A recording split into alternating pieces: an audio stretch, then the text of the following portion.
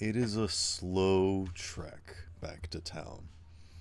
The cart ride is quiet as you all think about the things that you have witnessed, the horrors that you have seen, the terrible things you have survived. And you think about what to make of these things, but even more, what do you say? What do you tell the townsfolk? How long you were out there? You're only out there for 2 days, and you're making your way back into town, and it is dark. The evening comes faster than expected as the vapors form into the clouds overhead, and the sky darkens rapidly.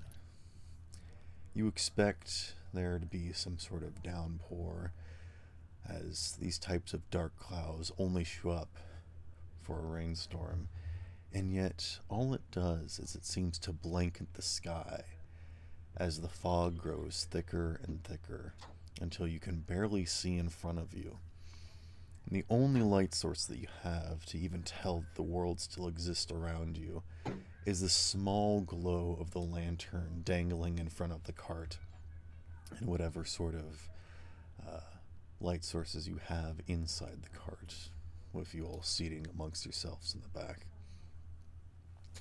As the cart rattles across the ground, slowly becoming more bumpy and choppy as the road turns from this moist soil to rough stone, craggy rocks and gravel to actual clattering stone floor as you make your way across the cobblestone streets and back into town.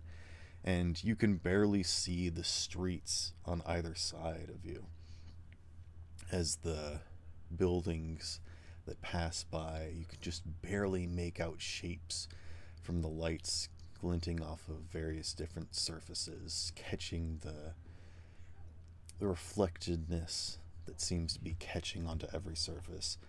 That strange dew that you saw out in that house seems to be clinging to everything in town as the fog has grown much thicker in your absence. The most interesting thing is that you don't hear anything. It would still be early evening when you're making your way back, and you would expect some sort of commotion, and yet you hear nothing other than the sounds of your cart, leading you to believe that the strange liquid is not trapping the sound. And in fact, as you make your way through the streetlights, you can see that the lanterns are still on, wondering if making you wonder if the time that has passed is much longer than it actually was. It would be about 10 o'clock in the evening at this point, and you guys can look at your various timepieces and see so. And people should still be awake at this point, but you see nobody as you make your way into town. In fact, the only sign of anything that you do see is Father Timothy standing in front of the church as you make your way up to him. And as you passed by the eclectic collection, the small little warehouse where Amelia keeps her goods, you hear a sound of something making some sort of fuzzy, grating sound behind the glass. But otherwise, the streets are dark and silent. Father Timothy simply nods to you all as you approach, and Scott stops the cart, and you're all allowed to exit at your own leisure. What would you guys like to do, and where would you like to go? How long have we been gone, brother? Well, you've only been gone, I think, 2 days. Let's see, you took off at Friday, and it's now Sunday. Weren't we gone? We're supposed to only gone a day. You took off first thing Friday morning, and you got out there, experienced the attack of the the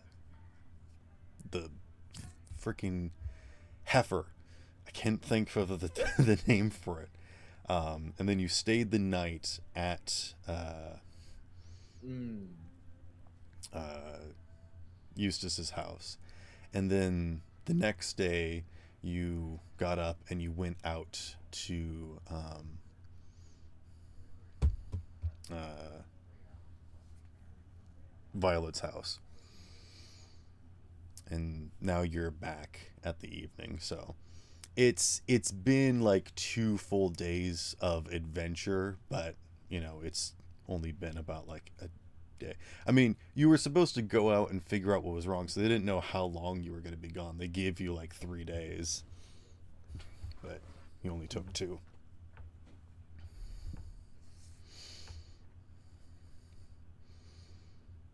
So sorry, you got the assignment on Friday. You took off Saturday morning, and you're back on Sunday evening.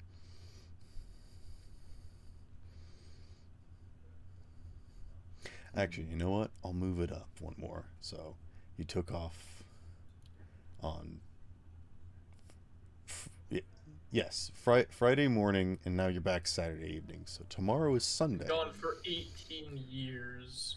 So Father Timothy has been keeping track of time correctly, Yes. but you think time is dilated somehow a little? Or at least that's what we think? No, it's darker faster than usual. Like the evening came Oh, okay. faster, and you think that's because of the clouds. And Father Timothy explains that yes, when the what's his voice? Oh yes, he's a bit Irish. When you managed to get going, the fog got a bit denser, and I was unable to find my stick for lighting and dousing the lanterns. But it seems as though I didn't need to, because they were somewhat necessary for people walking through the fog of the during the daytime. Usually I turn them off during the day and light them in the evenings, but they have been necessary for traversing the streets even during the daytime. My concern is how long the candles will last before we need to have them replaced, and I'm not sure who's in charge of that.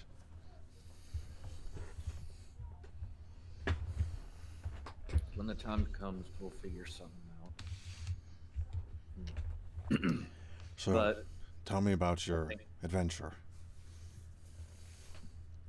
Sinclair, Ruby, would you like to take the reins there? Essentially, we discovered that there was something wrong with the what was it called? Water well? What's the what was the term? The father, the water table, what's going Water wrong? table. There's something, it's messing with the animals, even people. Remember There's how it something in was the up- water. Yes. Remember how it was up here not too long ago, maybe a couple weeks ago, where people were hallucinating. We had the comas and everything was going on. Yes, that was happening significantly more with the coming fog. It seemed as though the humidity was causing most people joint issues and uh, headaches and what have you. Whatever was in the water messing with us here has rolled down there, we think. I see. Not exactly. Doctor, what do you make sort of this thing? And the doctor is just sort of slowly getting out of the carriage still and just kind of turns and says, I think he actually like turns and looks at all of you, trying to get a read on the situation. what was the consensus that you guys came to? Do you want to tell everyone what you saw, or do you want to keep it relatively, realistic? The sort of story and answers that you want to give.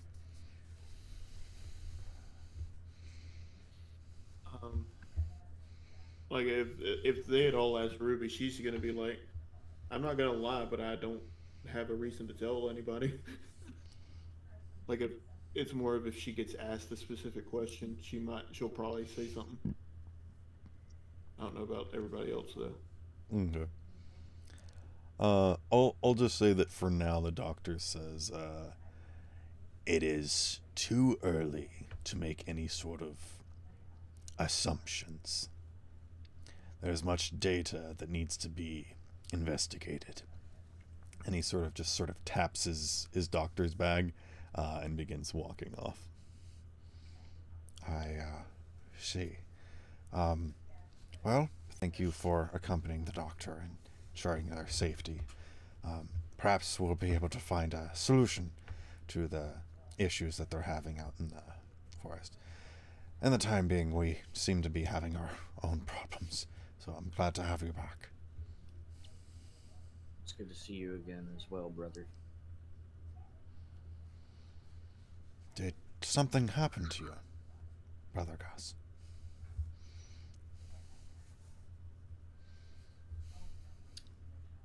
I found what was in that case earlier. It wandered over to that place that we went to go investigate.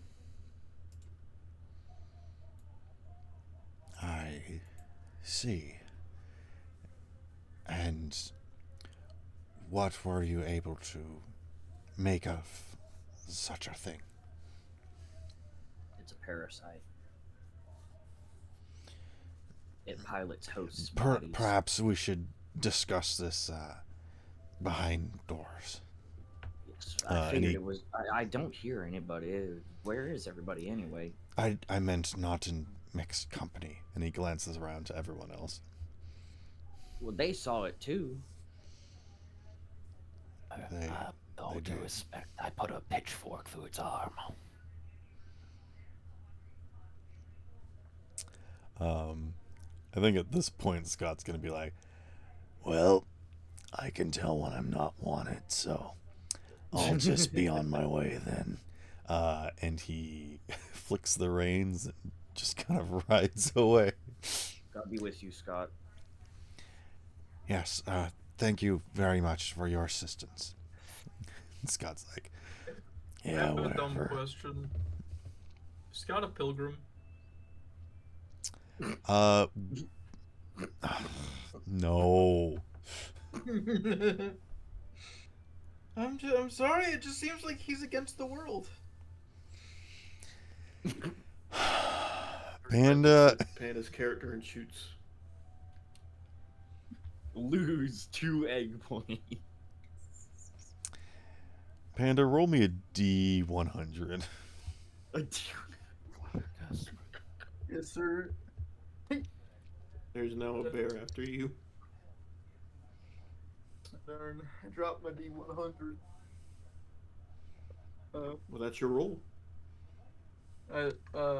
48. Okay. Give me a luck roll. Okay. So what is your luck? I mean, is this a separate roll or? Yes, this is a separate roll. Okay.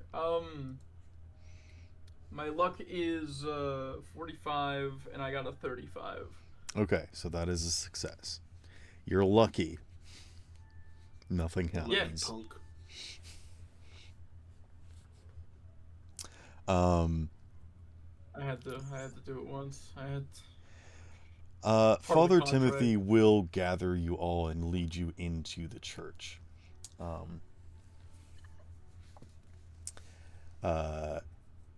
It seems as though the shutters have not been finished being built yet, but the one window has been boarded up on the outside, and you can see that there is a hastily fashioned drape put in front of the mirror, or the window, as you guys make your way inside. As you enter, Father Timothy fumbles with the door a little bit, locking it before turning to all of you and saying, "Well, continue with your story."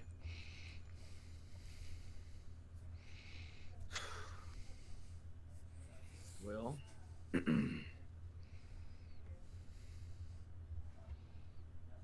certainly ain't pretty, I'll tell you that. I don't really know what to make of it, but I know that it's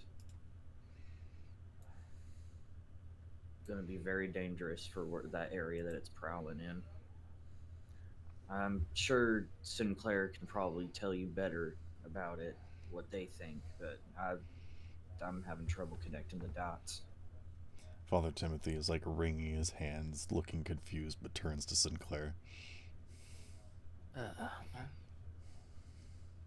Father, I know you might not think me the most trustworthy source of information. Usually I'm talking about whatever story I have of the week, but He steps forward and places a hand on your shoulder, cutting you off, and says, "If anything, I have learned not to trust people by their words, but by their works. And you have done nothing to show me that you are untrustworthy."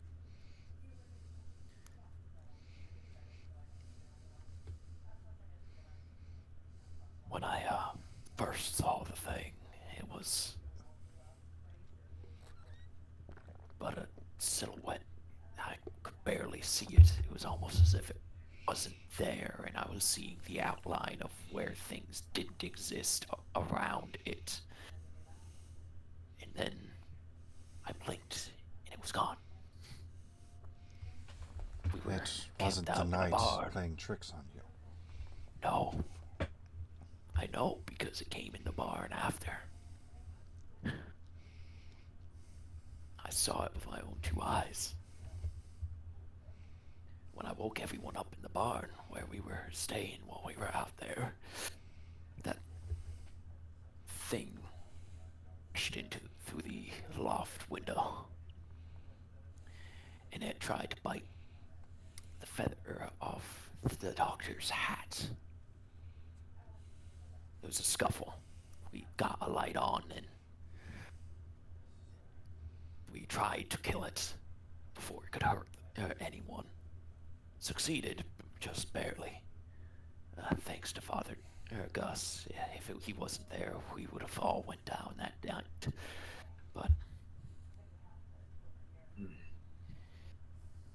Well, it seems as that you have all been through an ordeal, and if you would like, you are welcome to spend the rest of the evening here and rest in the chapel, if that would make you feel more comfortable to have safety in numbers for your first night back here. But I promise you there's not much in the way of bed and breakfast, so you'll have to make do. And well, let's just say that we're a bit understaffed and providing for care for others too much. So I'll have to ask you be out by the morning, but come back for first service.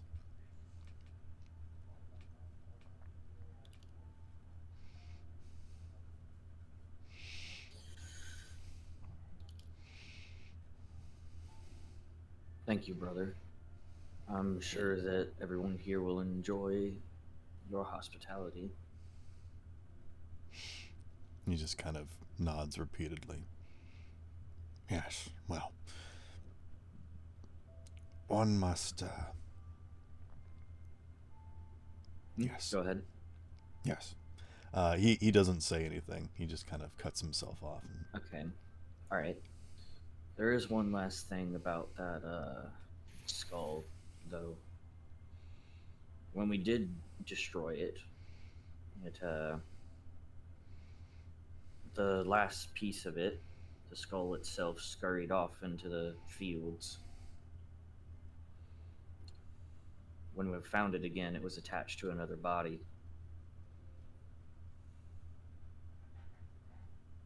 Didn't seem as deformed as the last one, but I don't want to think about where it's getting those bodies from. I hate to say it, but it was definitely wearing what a child we were helping, who recently became orphaned out there, was the night before. Gus just gets a saddened look on his face, or well, at least you can feel it. You just see Gus's shoulders just kind of slump at the thought of it.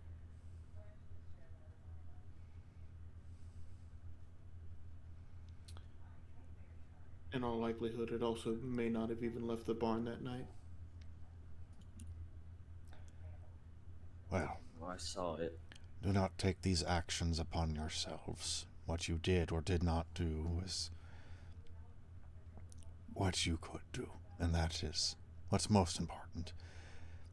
Know that we all struggle, we all hunger, we all suffer, we all make mistakes. We are human, and that is our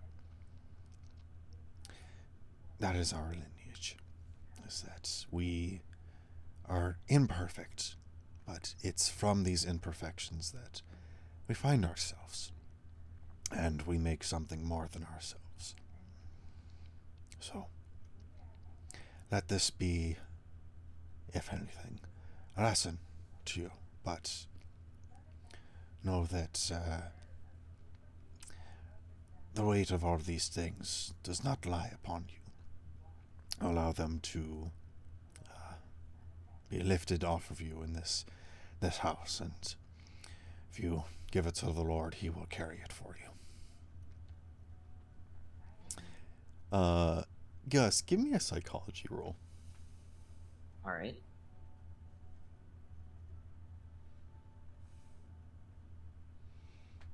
What is base psychology? I think it's pretty low. I think it might be. Oh. Yeah, you succeed. There's no way you don't. Yeah, it's 10 base. Okay. Gus, what you can tell is that not only is Father Timothy more than just a little rattled by this, and out of sorts with, trying to provide for you all in this situation, trying to give some sort of like reassurance and whatnot, but he also seems like preoccupied, as if he's trying to wrap this up and go elsewhere. He has these like glancing around while he's talking to you guys. Do you need help with something, Father Timothy? Or Brother Timothy? Well, no. You tend to yourself for this evening, and you can continue your duties in the morrow. But for the evening, perhaps if you could continue to watch over your friends here, that would. Yes. If that would put your mind at ease, brother, then so be it. Yes, well.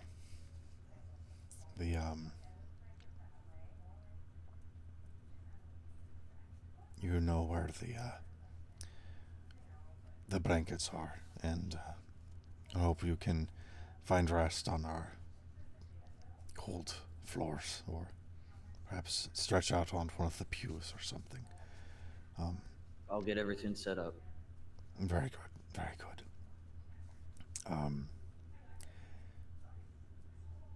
Yes. If you will give me a moment, I will I will pop out and see if I can't. I have an old friend that I need to speak with. And he kind of bows out and goes towards the door.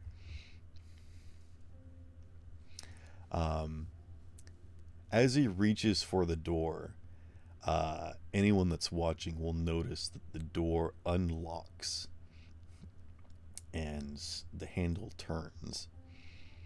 And as it swings open without Father Timothy even touching it, you all see a tall, dark figure filling the crack of the doorway.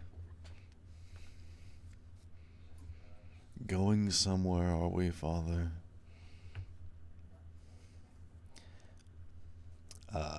Gus, you are perhaps Brother? the only person that recognizes this figure. Hmm?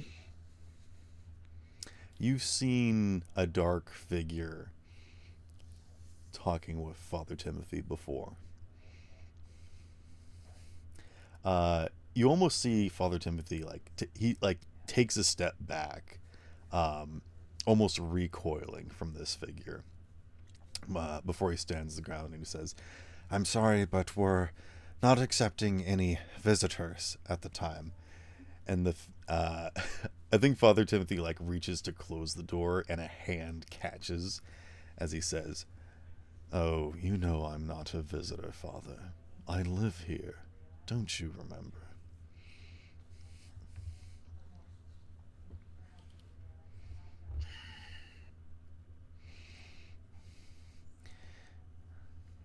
Is anyone saying or doing anything? So, do I recognize the figure? I mean, you can't exactly see their face, but you recognize their voice, you recognize the demeanor, you recognize the shape of them. Can I make a deduction of what or who it is?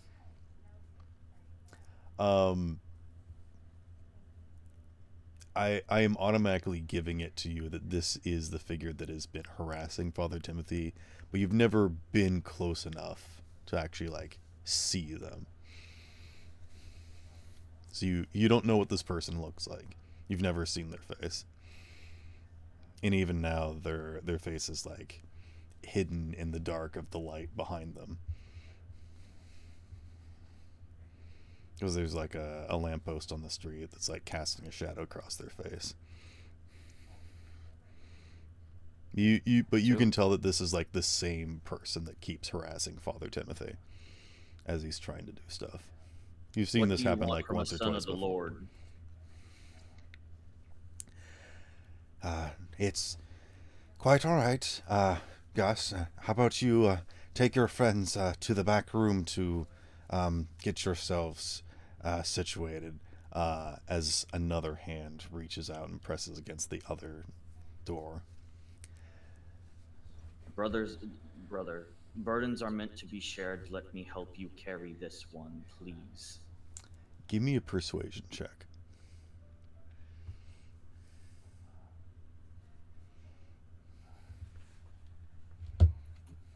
So this figure, can we make out any details on him, or is he just You want to give me casting a spot shadow? hidden roll or something? Sure. Okay.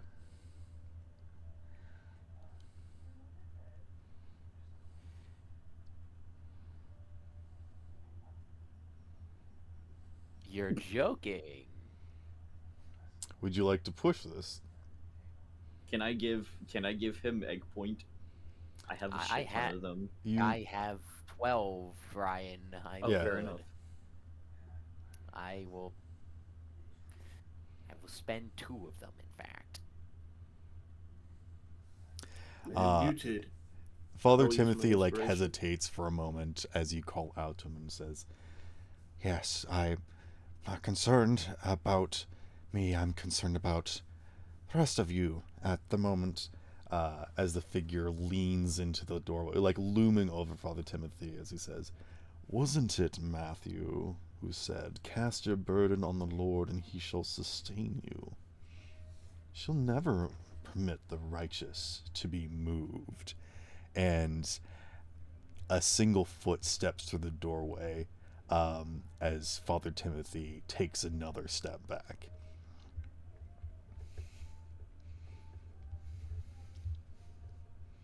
If anybody would want to, they can give me a D100 roll. I'm not going to say what stat this is. Sure. 29. What would I get with a hard success for that spot hit?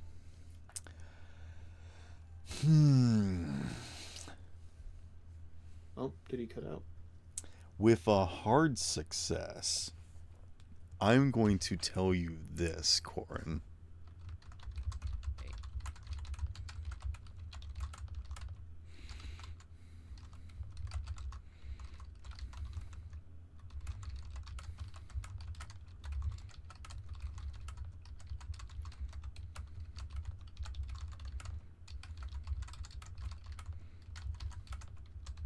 Did he cut out? No. No, Was he he's probably messaging? typing.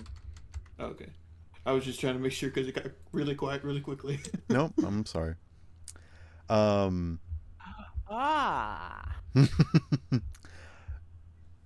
think Corin and Ruby, you will notice the significance as this man says, the righteous, he shall never permit the righteous to be moved, as this man steps forward, causing Father Timothy to move away from him,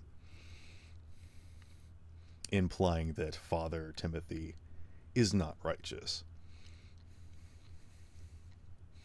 As Father Timothy backs up from the doorway, you watch as this 7-foot tall man steps through the doorway. And as he stoops under the doorway that is actually quite large, he almost seems to be doing it as almost in a... I almost don't want to say. He seems to be doing it, you know, in a very specific manner, but you can't tell if it's like mocking or if he is doing it on purpose. It's just very specific because these are like big doors. These are like 12-foot tall doors that he just kind of like pushes past as they swing open before him, as he turns and looks at all of you. And there are some candles lit in here. It's relatively dark, but you can sort of make your way around the space with ease. But as this person steps in, you see something different about this figure. The light doesn't catch them quite right, and in fact there isn't any way that the glow radiates across any surface that affects him the same way. You see the doors behind him like catching the faint glints of the candlelight, and yet it's almost like none of it spreads across him. It seems like the only thing that does affect him are shadows. Pardon me for just a moment. I don't mean to intrude or interrupt, but I am curious about your recent dealings, and I just had to interrupt because it seems as though there was a bit of a miscommunication. Now, and he turns towards you, Corin.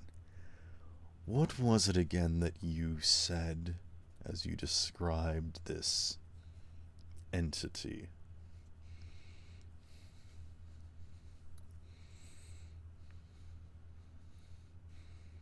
Was almost like I couldn't see him is all.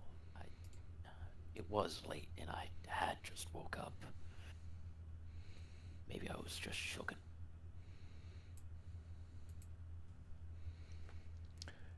But you used a very specific term to describe them. Do you remember what it was that you said? It might have been a slip of the tongue, but it's important that when you speak, you say what you mean, and mean what you say, as he glances at Father Timothy.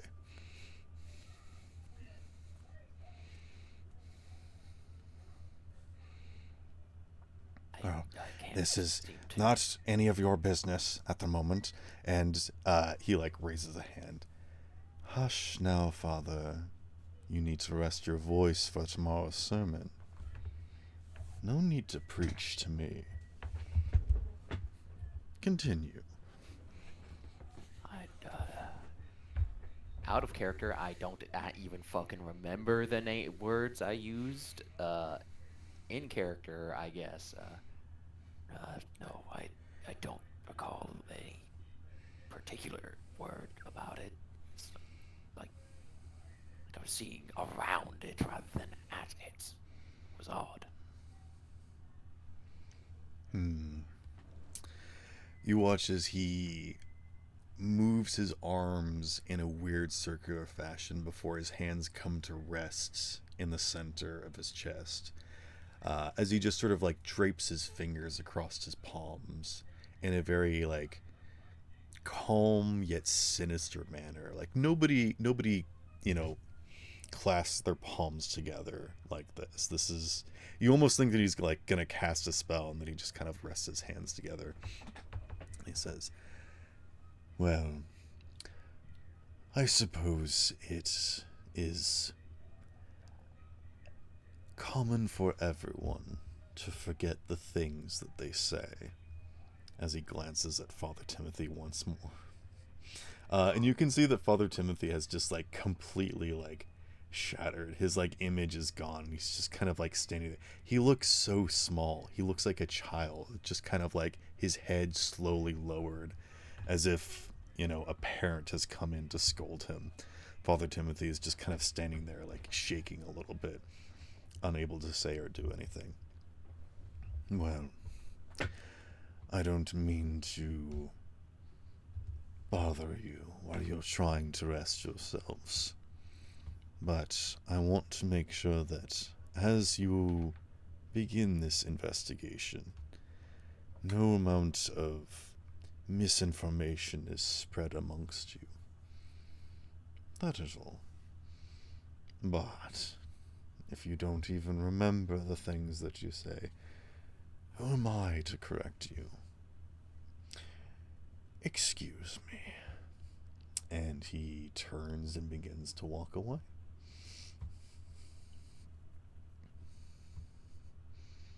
I believe I have business with you, if you wouldn't mind. He stops and then just kind of looks over his shoulder. I have some And questions I have a feeling I may not get out of Father Timothy. you see a small smirk grow up the side of his face. And what kind of questions do you think the dear old father can't provide to you? After all, he speaks to the Lord. He has all the answers. Isn't that right? Father Timothy says nothing. What exactly do you want from him? Make What a are your persuasion check. relations to him? Alright,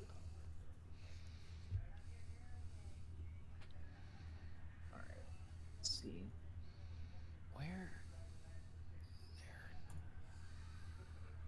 Beans. I will be adding an egg point to that.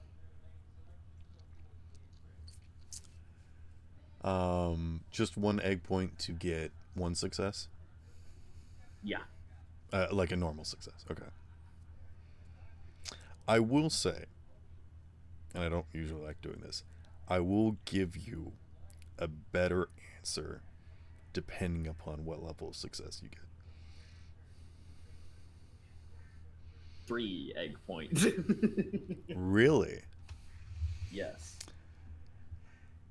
He 3. slowly rounds on you. Have you walked up to this person? I would like to think that I am approaching him. Okay. I'll say that he's like right at the door, and Father Timothy is like back a little bit ways, and so you've kind of like stepped in front of everyone. You stepped in between him and everyone else. How tall are you again? I think Gus is like 6 foot. I want to say either 6'2" or 6'3", but he's like hunched, Mm. so he's a little shorter. So you're a very tall figure. You've never looked up to anyone, and yet you have to like crane your head, and you realize that the closer you get, the more you have to crane your head. And as this person turns, they almost seem taller, like impossibly tall, as if they almost have to like duck their head to turn around in the door, and you realize that they almost are like 12 feet tall as they turn around to look at you, and they say, "What I want is righteous vindication. All I ask is a simple man keep his word. And if that can't be done, how can he expect such the same thing from another? That's all. Apologize for being petty. But when someone doesn't do what they say they're going to do, I get a bit. It's not my fault. It's not my fault. It's... And whose fault is it? You're going to pass the blame to your constituent, your subordinate. I didn't know. It wasn't... But you Excuses did won't help do you it. here, Timothy. Excuses will not help you here, Timothy. Of course not. And I don't blame you. So you're just doing this to be petty then? Yes. Don't worry. I'm sure we'll have lots of time to figure this out. And Pettiness and grudges are tools of the devil. I don't see why they would belong in the house of a lord. his eyes glimmer when you say that.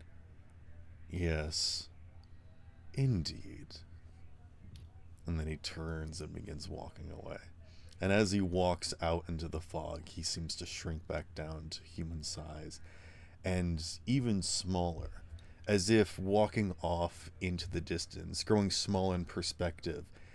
After only walking a few feet, you hear him click, clack, as his heels hit the cobblestone, and after just 5 footsteps, he's gone.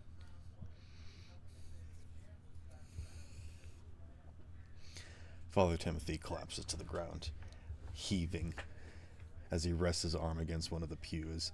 He's hyperventilating. That is not... We should not have... Forget you ever met that man. He is not real. I won't forget. I beg of you. That's not the first time we've seen him either. Not for my sake, but for yours. Please Oh. forget that you ever knew that man. I don't make deals if I don't intend to keep them. Then I suggest you never make one with that man. And he looks you dead in the eyes. Brother. Do you know how What? to play the fiddle? And she just turns away and sits down. Brother. What did you do? Brother, I am pewed here. Brother, I am I'm sorry. What? Was that a Warhammer thing? or something? Yes. Just the way you said brother. brother. Oh yeah, brother. Oh yeah. Brother, Oh yeah, the devil brother. came down to Georgia. Oh no.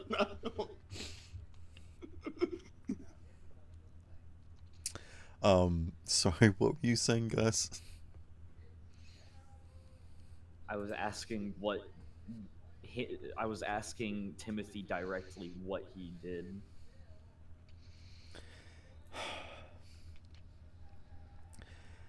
I prayed for many things. Give me a persuasion check.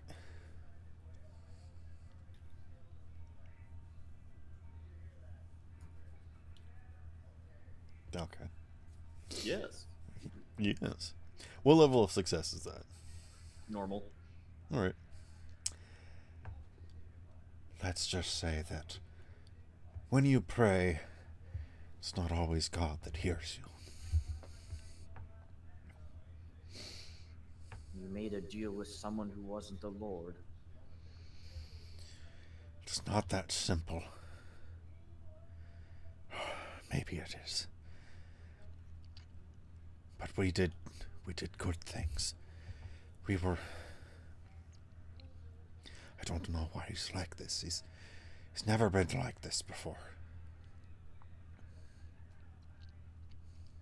Deus aduvanos. I'm sorry, I don't speak German. It's Latin. Brother, you've read the scripts in Latin, I'm sure. God help us. Roll a psychology check. Deliver us from evil.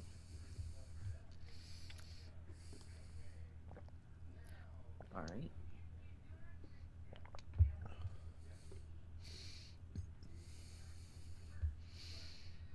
I fear for the day he finds out about the angel. Do you say that out loud? No. There's a reason I'm not doing the character voice. I did not succeed on the psychology roll. I will allow you to push this, but I would like you to say how.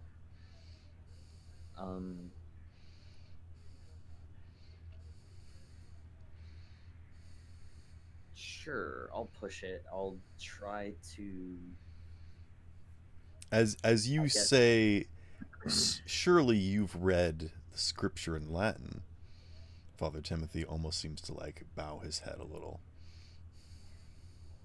Yeah, that's still a failure. I was like trying to read his facial expressions, but Okay. Yeah, I think he just lowers his head that you can't see what he's thinking or feeling.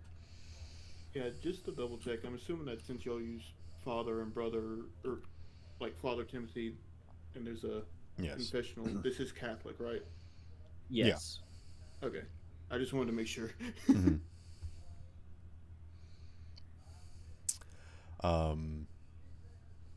Yeah, Father Timothy just grows silent. Does anyone else want to do a psychology roll?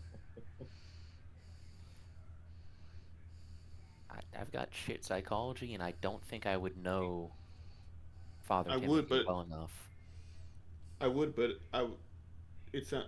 I Were you take just it you specifically guys prompting just it don't because really it was know something about- only Gus could notice? See, I would make a roll, but I'm not in this scene. Well, I didn't roll because he specifically prompted Gus. The doors are wide open. Perhaps a hooded figure could be walking by at this moment in time. You said you locked them.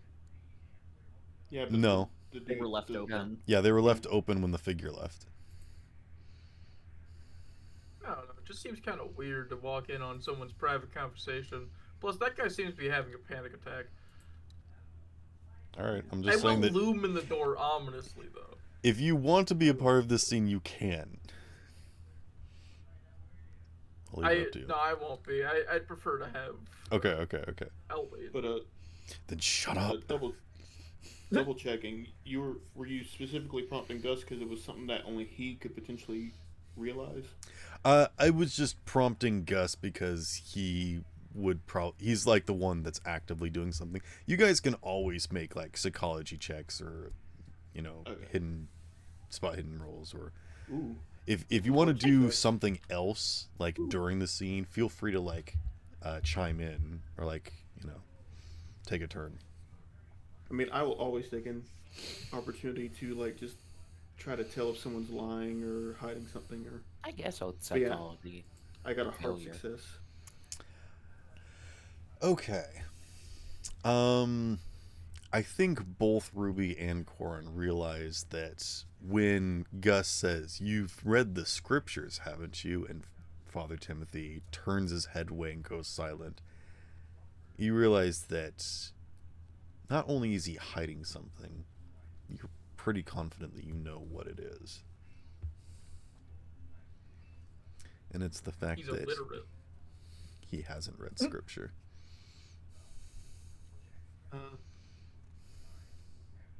Ruby has.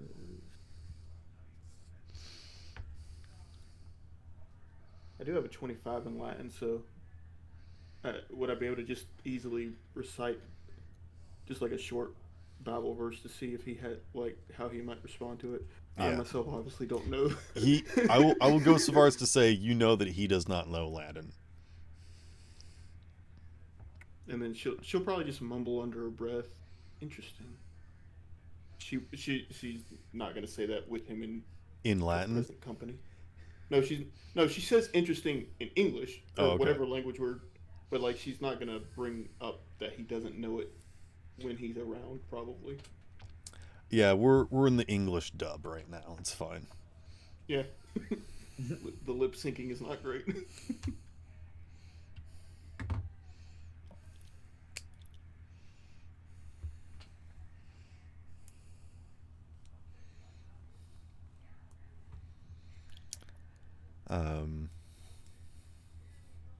I think Father Timothy just continues to drop his head. Okay.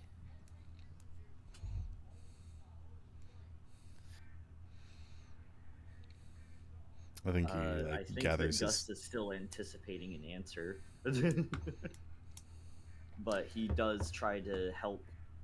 Father Timothy gathers Father his Timothy feet back on underneath his of feet. himself and stands up. Like he's like leaning against the pew, and he like leans away from you, trying to help him.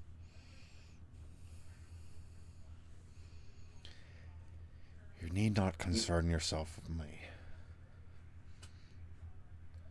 We can discuss this at a later date.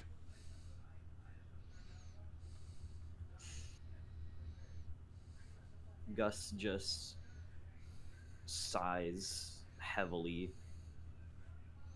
and just fine. I won't press you any further on this. However, just remember, a burden shared is a burden halved. Even if you don't Father want it shared. Timothy sighs heavenly, heavily, and oh. Be not afraid. Be not afraid. I have my burdens, and I give them to the Lord. You should see to yourself for the evening. We have much work to do tomorrow.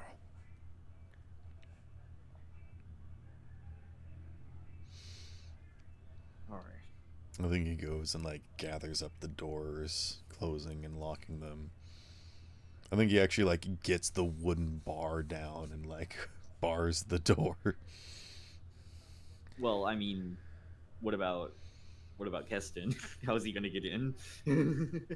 He's already in. He's behind you. We'll jump to tomorrow morning. How about that? Okay. Yeah. All right. The morrow comes and you all awaken relatively unfreshed. I will say that everyone can recover 1d6 sanity and HP if you have lost any. All right.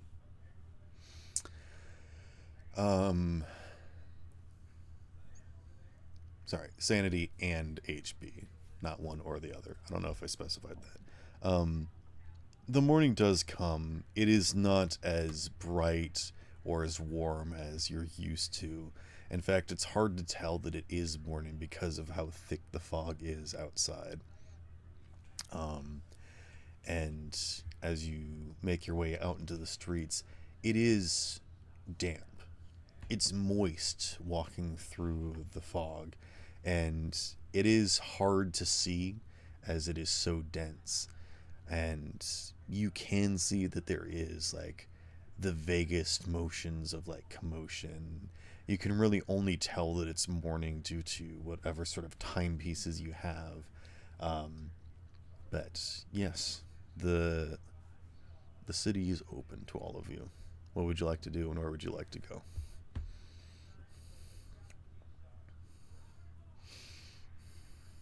Hmm. I guess I should check on. Shoot, I don't remember the name of the lady that keeps those artifacts. Oh, Mamelia at the Amelia. Eclectic Yeah, Collection. We should probably. Before we Go ahead. go out, I would like to check the other side of the mural that doesn't have the blanket on it or tarp or whatever to see if I can look more at what the shape missing was.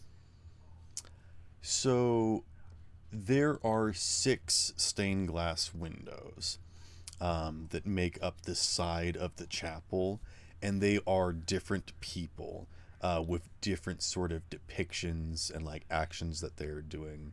One of them is like this sort of old saint that seems to be like holding up a baby aloft and doing like baptism and whatnot. Like there's a whole bunch of like stories of like these different people and these characters and whatnot. But basically, the short story is that they're all different, basically. So you wouldn't find like a mirrored version on the other side. I will say, if you want to look under the tarp and look for any other imagery connected to the individual, his, shape is gone, but there might be some other glyphs or artifacts or So artistry it's that might be tarped there. on both sides. Nope, it's only tarped on the one side because the one window is missing the one guy. Okay, whichever side it is not tarped on, I would like to look and see what shape the figure is that's missing.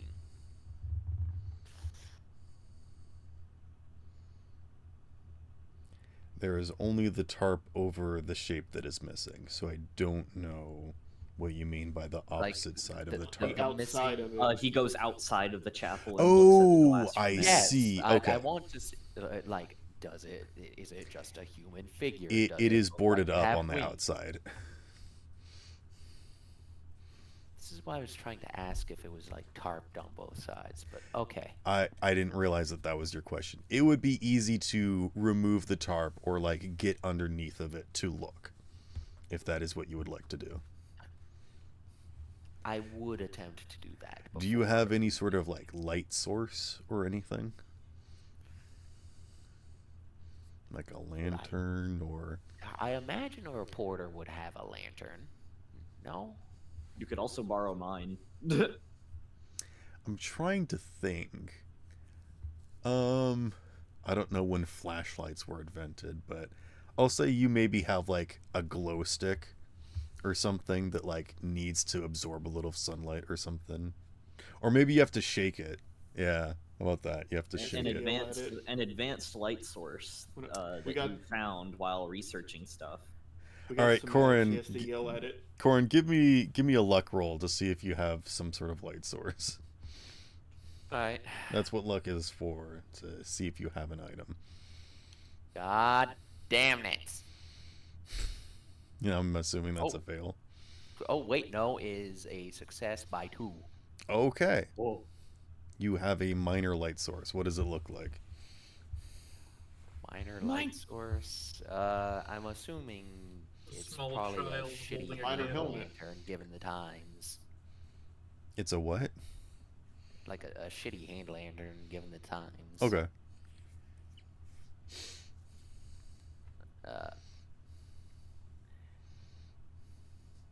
Can I Yes. tell what the figure looked like? Like at least the outline of it? Yes, you can see the outline of it.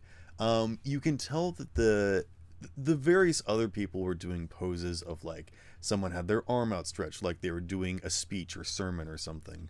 Another person seemed to be like building or like doing construction, so you think that they were like a builder in the community or something. This person is just sort of standing there, but has like their hand resting on their hip, and they seem to be in profile.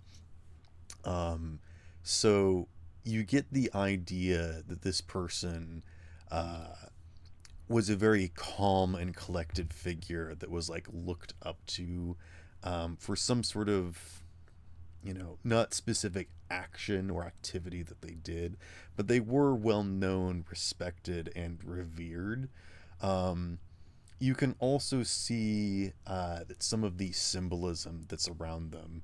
That's actually give me some sort of role. I'll let you do like a spot hidden or like a religion or a cult or something, uh, depending Would upon like what history you're work? looking for. I'll give you like different kind of information because there are some different things hidden in the this kind of imagery.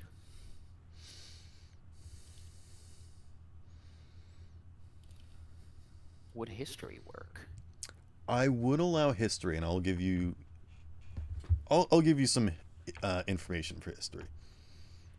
Okay. Oh. Uh, What what is level my of success is history? that? I'm spending one luck to make it hard success. Okay. So with some of the other imageries, there's been like a depiction of the sun either like in the corner or sometimes when they're like doing something, they'll have like, rays. Usually, only for people in biblical sense, like, you know, Mary or Joseph or Jesus, they usually have like the halo sun behind them. None of the people in the murals have that. However, you can see that where these rays are, they would have been like behind his back, almost as if he's standing in front of like a sunrise kind of implication, as if he's like blocking light. And you can kind of see some of the other uh, shapes that were here. Um, Almost seem to be casting long shadows that you never really noticed it before, but a lot of the stained glass at the bottom is like really dark and so opaque that you don't think it would have allowed any light to cast through, as if he's standing in like a big shadow. So, um, for a hard success, I'll say that you know that this person was a reverend. You don't remember his name exactly, but you get the sense that he was someone that was very. Hmm.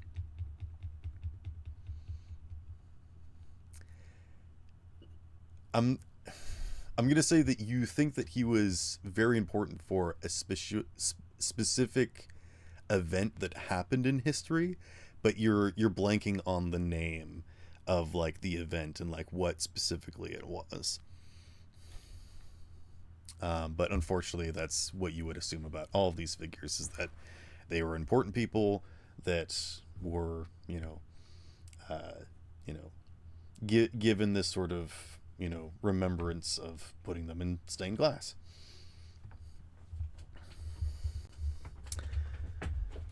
All right. Any other skill checks you want to do here?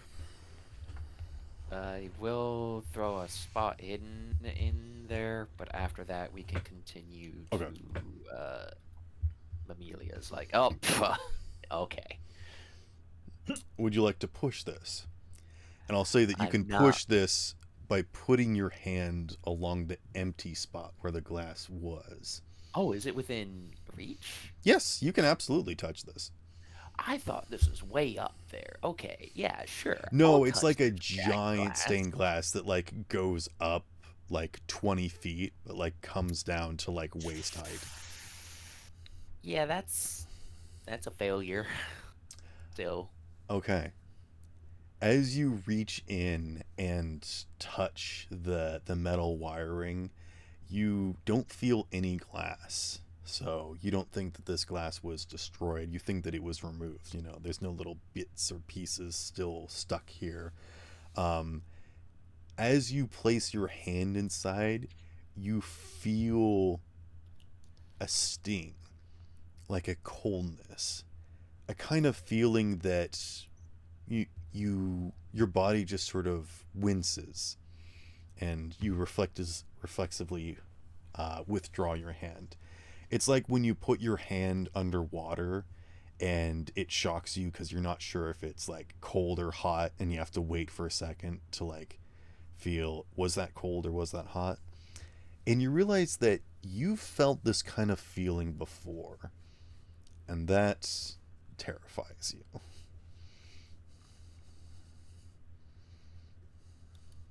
Do you remember when you felt this sort of feeling before?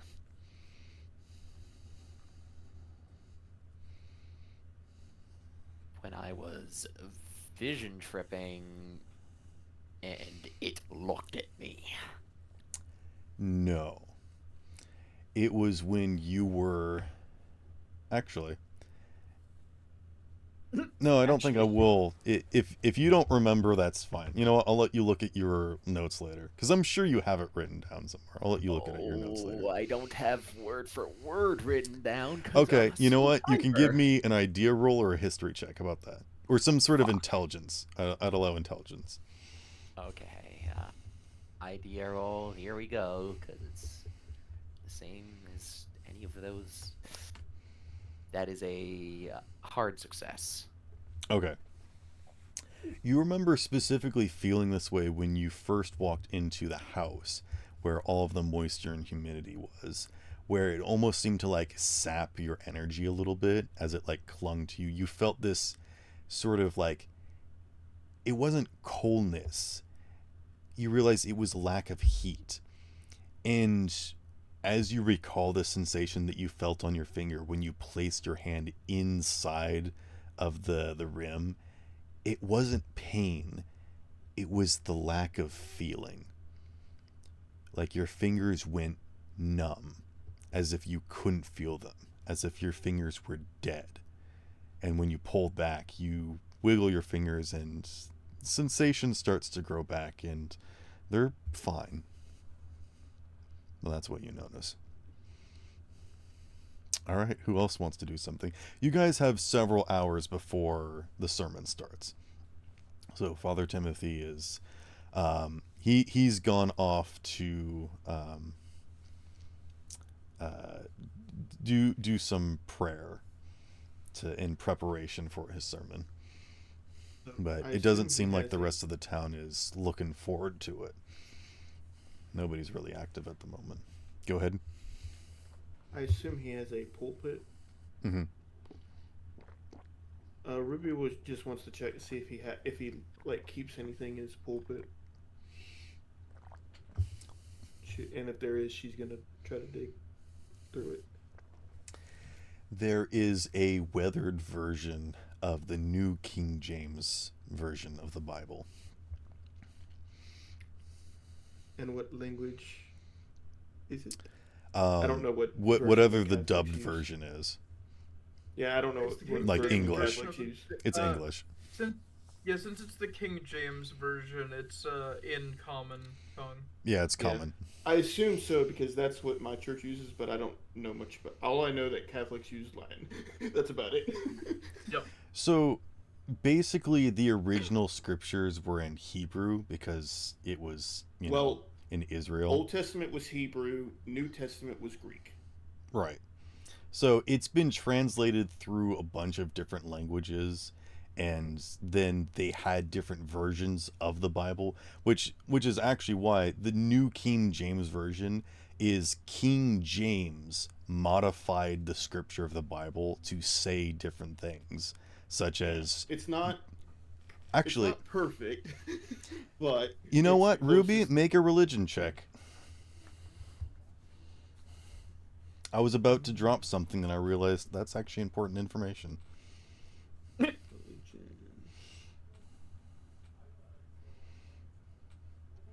I guess this is stuff that you guys I can don't see a Google, but reli- still. I don't see religion check. Here's something we can Google. All right, you could give me an idea roll. How about that? I'm thinking it like Actually, library the search. same for I'd me. allow library search for this. like they're the exact same for me, but I'm thinking education, intelligence and education. I have the exact same, but like she studies all sorts of random things, so All right, I want to do power of the mind. I'm fine with that. Oh, that's a 19, Okay. which this number divided by 5, hard success. You would know that the King James Version is a bastardized version of the Bible, where King James literally went in and like redacted some things and like changed scripture and basically made it that Jesus was not God and was just a man, that he was like a prophet and like stuff like that. So the King James Version is would not be accepted in Catholic. He's the Jewish one, basically. You know.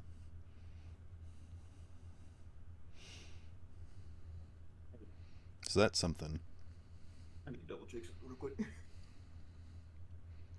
Do you want to like flip through the pages or anything? You can give me like a spot hidden to see if like any of them are dog-eared or if there's like anything in the pages, like if anything falls out or whatnot. You can give me like a quick flip through if you want. Also, Gus, are you fine with these people poking around? Yes. Yes. All right. Joe, are you also fine with these people poking around? Yep. Okay. Joe isn't though. Of course, Joe so is not. He's He the only one starts that to should be just digging around. slowly magnetized to people. Well, Show's Buddhist, so I'm just kidding. Well, no, guys, come on. It's because everybody's digging around, and that is explicitly Show's job. Ah, I see, I see. Oh. So I'm mainly confused here because the King James Version doesn't. Is that this world's version of it? Because it doesn't. Hold The King on. James Version, it doesn't. It does say that Jesus is the Son of God and is God, is 100% God, 100% man. Yeah. Maybe it's the new King But in James- this hold on. universe, I guess it would be. Wait, Yeah, hold- there's I also might have gotten something wrong. Maybe the NIV. I don't know what I don't know what the NIV does. I just know that it's not the one that a lot of churches use, or not the ones that. Yeah, it's a modern like yeah, the new King James is just a modern adaptation. Oh yeah, I remember hearing about the new King James Version. It was not great, from what I remember It's hearing. just Narnia. But yeah, I think after seeing that, for definitive that the Bible in the pulpit is not in Latin, she's just gonna go since if Timothy's not around at the moment, she's just gonna go to Gus and ask him. So how does his sermons normally go?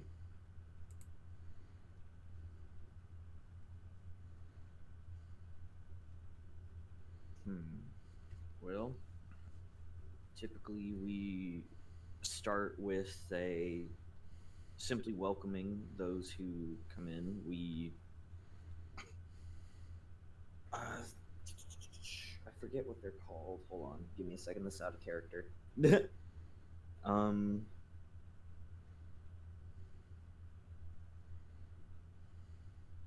Give me a second. Yeah, no, I was right. Some of the wording was changed. The historical context as a politically motivated project to unify English Protestants. Protestants. Yeah. Definitely for sure, the King James Version is not 100% accurate because I always No, it prefer is if I'm not. doing any kind of Bible study to look at the original language. But the King James Version is considered by a lot of Christians to be the best English version we have. Yeah, it's the And best English version. It's not the best. Right. It is not that great comparatively. I just put it in the Anywho, note as a heavily bastardized edited version Yeah, and didn't it's specify which for all edition. for all intents and purposes, it's the fact that it's English and not Latin is what I was after. okay. Yeah, no, there's a lot of things to take away from this. Yeah.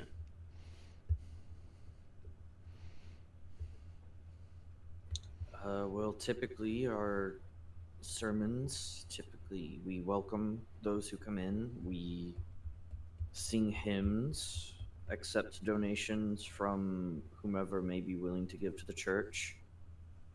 Then Father Timothy goes on with his sermon and reads certain lines from his Bible,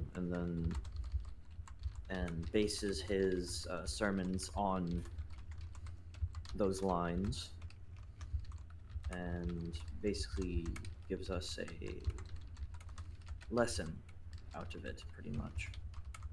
That's about the best I can summarize it. Does he have another good book on him, or does he use the one that's currently in the pulpit? He has one that he always keeps on himself. Haven't really seen it myself.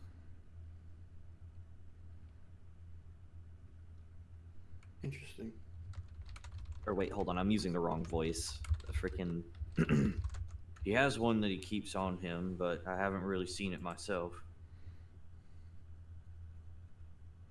I'd allow you to There give you me go. like a spot hidden check if you want to try and see. Well, if I've you've never it. seen the inside of it. True. Unless you've specifically gone snooping, which I don't think you've thought of until this moment. Yeah. Well, I don't. But I learned don't my pretend- scripture from our old books that we have in the cellar. There was a Latin copy that I studied and compared it to one of the translated versions. I won't pretend to fully know how your religion likes to work things, but I did find it interesting that the one in his pulpit is in English.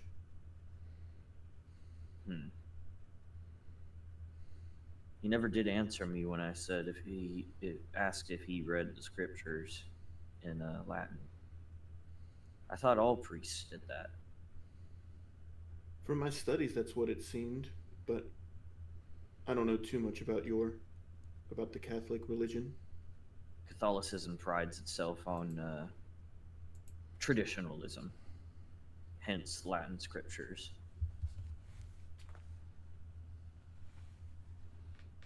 Yes, let's go with traditionalism.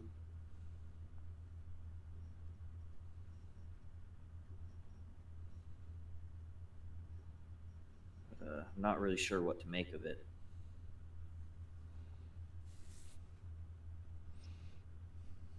It is interesting, but I noticed you said that the creature was probably still around that area that we left. I would say keep an eye out, because I doubt it's stayed there for very long.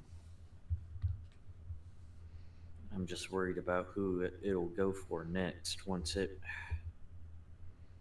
done with Earl.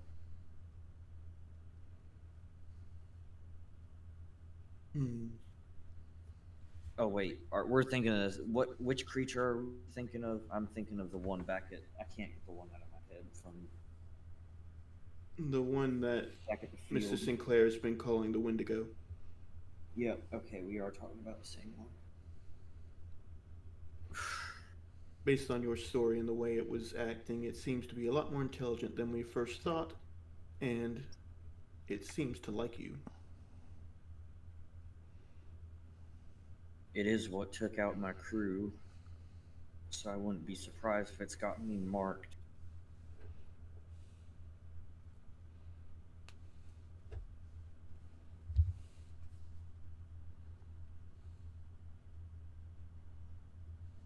Are you good at... we already went over this. None of us were very skilled at following tracks.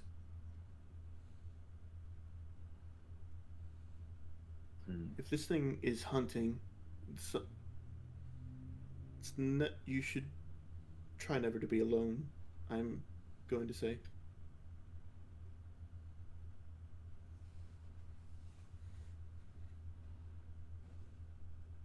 Anyway, I'm done with my line of questioning. And she just walks off. I'm gonna see if I can go check the outside. See if there's anything going on out there. Can't see a damn thing, but. And Gus heads towards the door to, I guess, just check on the town in general. Give me a spot hidden roll as you're heading outside. All right. What is default spot hidden? I don't know. 25%. 25%. Ooh, Wow. that's an extreme. Indeed. Target located. Gus, you notice that there is some Latin above the door, and you can see that some of it has been defaced, let's say. It looks marred in a way that looks aged, but you don't remember that being here last week.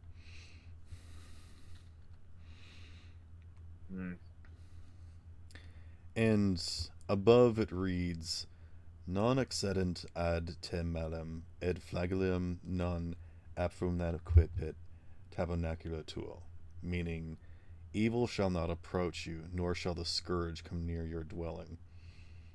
And it's been scratched out in a way that almost seems that evil shall come near your dwelling.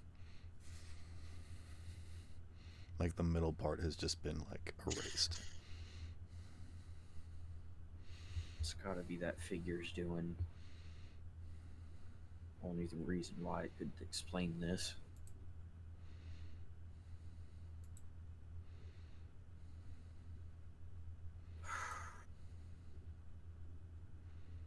I'm not really one to try and figure things out, more so work more with my hands than my head. I'll figure something out. I hope. God be willing. And I guess I continue on to look around. Okay. This is like incentive to introduce Panda's character. We're Oh, we already have a plan for that. yeah, I think Okay. everyone's gonna go to the eclectic collection, right? Are we? I would stop by my house and grab the feathers I have there still. Okay, you can do that. The feathers are wet. As if they've they're almost like a sponge. They've like absorbed all of the humidity around.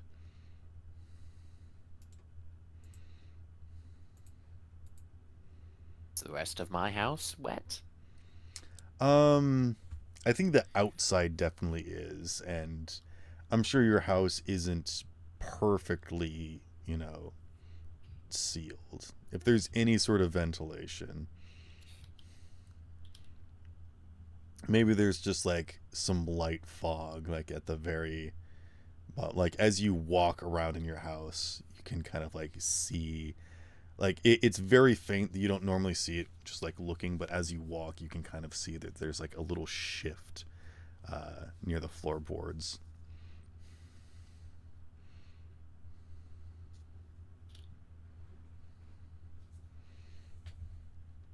Anywho, it's not significant. Anywho, we all go to the eclectic collection. All right. As you approach, you can hear the kind of gritty and scratching sounds of the radio that's normally playing in the window. But it's not making any sort of music, and it just seems to be making random sounds as you approach. As you approach, you can see through the window that the things have been rearranged, and there is a dark hooded figure standing in front of the. Actually, what are you doing? Are you standing at the desk, or are you looking around? What you doing? Looking at the candles, specifically the no, the parts that don't have any wick, just the wax itself. Okay. And considering it, perhaps for too long, but considering it all the same.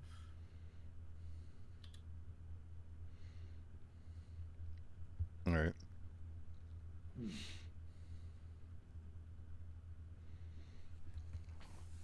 I suppose we walk in the door. All right. Mamili is behind the desk, and it looks like she's got some sewing stuff spread out on her table, and she looks up and says, hello again. Sorry, don't mind the talk box in the window. It's, it seems that it's caught a bit of the humidity and stopped working. Well, Amelia, I've seen you done some rearranging in here. Yes, a bit by force. Some of the things in here gets a bit, well, let's just say rambunctious, and they need to be shuffled around. You holding up all right since that mist settled in? Oh yes, I'm doing quite all right. Why? What seems to be the concern? Nothing. It just seems it's getting thicker and thicker every day. Heard there are people getting headaches. Yes, well, things happen. How are you holding up? Are you getting a headache?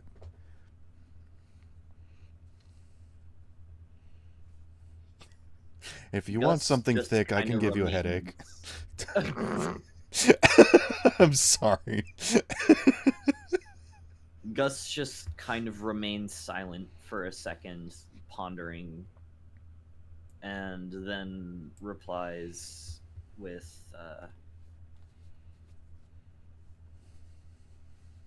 the Lord be willing, I'll be fine. All right. Well, feel free to browse around, and if you have any questions, feel free to ask. Thank you. Now, go ahead. She was just turning her attention to the people behind you. Yes, is there anything I can help you with? Noticing that there's a group of people entering her store.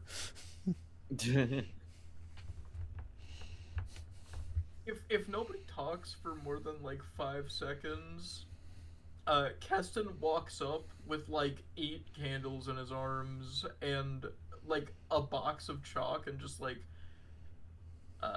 this, please.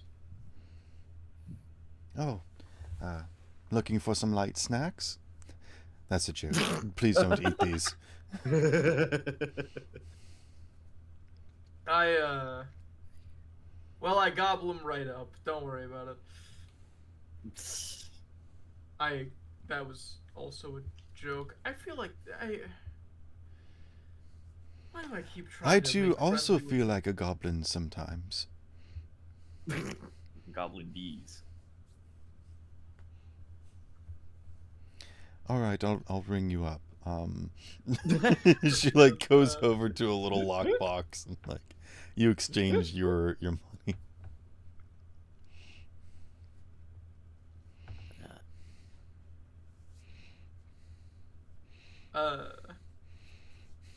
Keston turns his gaze to the group.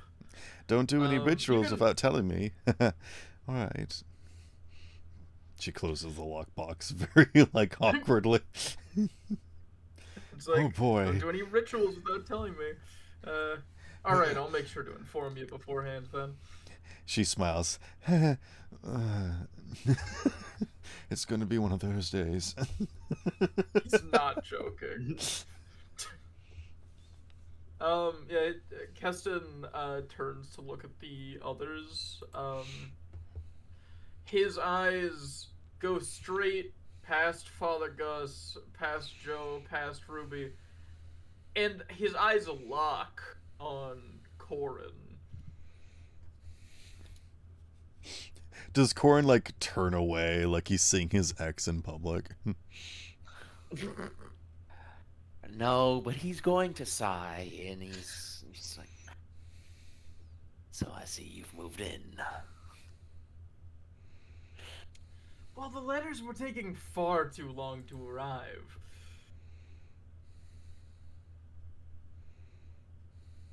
Good Corin? seeing you in person. Gentlemen meet, and he writes many, many letters into my newspaper for my column that I write. You know, the one on the side. Hmm.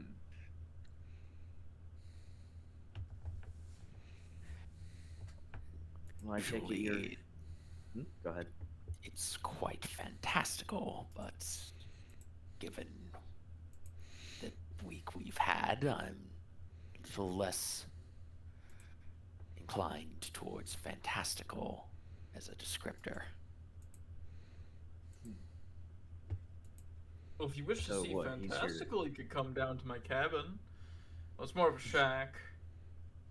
It's more like a shed, really. So what? Yeah, You're it's a mostly collaborator? just a couple of Call him one of my collaborators. sources.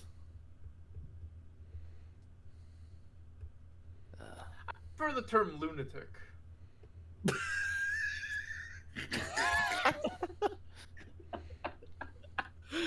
Well, I wasn't going to say it, but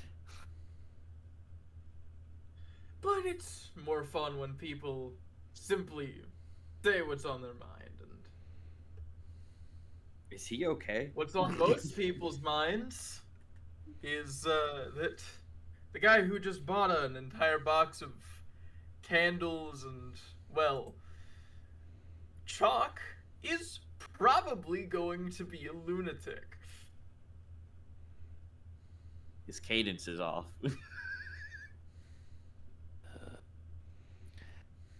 yes, he's like that. We spoke briefly on the. What's the somatic name for a telephone? Would there be a telephone to another town? Or would I have just like briefly met this man who's trying to like a black box? Yes, there is a public call box that you can use to communicate with Baskerville, the big town, and some private residences that do have phones set up. I think I'm just gonna say they're still called phones. I don't know. Okay. We could just call Would them there- call boxes. Still yeah, runs on sound. call But box electricity- in their Yeah, exactly. town. I'm assuming that like plausibly could have arranged to speak on, because like The mayor potential had a for- call box set up. Yes, there is a public telephone. Actually, something that you guys would have noticed, there is a lock put on the public phone booth. Oh, I will mention, by the way, just because I feel like it's a worthwhile thing to mention. Keston, as a mask, sort of in the shape of like a deer skull's face. Completely masking his face. It's clearly made of wood, though.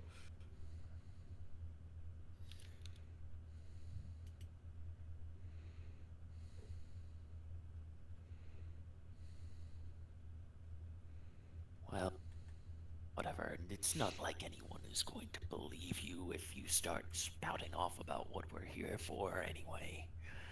Miss Mamelia, I have some items to show you. I think might interest you.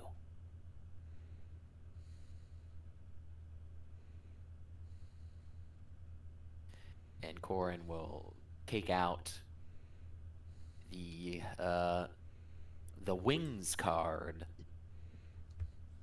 and the collection of feathers. Who are you presenting this to? Ms. Mammelia. Okay. She will Okay. sit upright, and she's gonna set aside her sewing project as she sets a bag up on the desk out of her lap. And you guys can see that it's a bag of turnips. So you're not sure why she's working on it. But it's weird.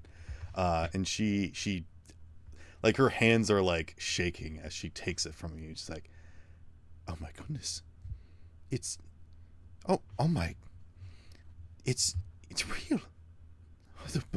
Oh. She just takes it and holds it, and she looks at it in so many different angles and like holds it up to the light and keeps turning around and looking over. You know of these? She's just mumbling to herself like, "Oh, didn't think they were real. He was talking about these all the times. And never think it was actually happening. It was always theoretical." We found it while it was still burning.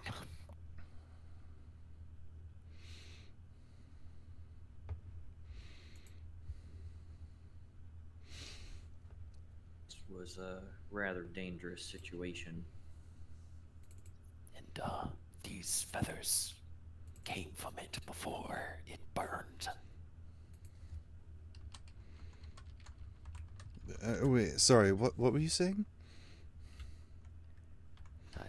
We found it while it was still burning. These feathers came from a thing before it burned. We were hoping you might be able to tell us what it is. Well, yes, I've seen something like this before. It's oh gosh, how to describe it? It would be better if I could get my my professor to. Well, I'm not even sure he's working at the university anymore. He was a bit of wayward thinker. He was a bit out there. It seemed as though he was using the grant funds to further his research and not really teach us much of anything. But he did speak great lengths on things like this. Basically, they're aspects. And he always talks about how there are different types of,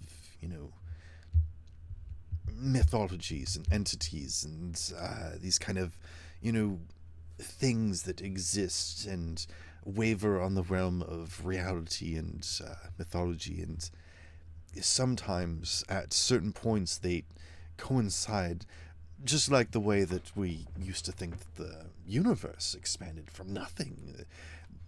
When you get these condensed points of things disappearing or becoming, they can be trapped in these moments, these fragments of time and space, and it's just, oh my goodness, it's real.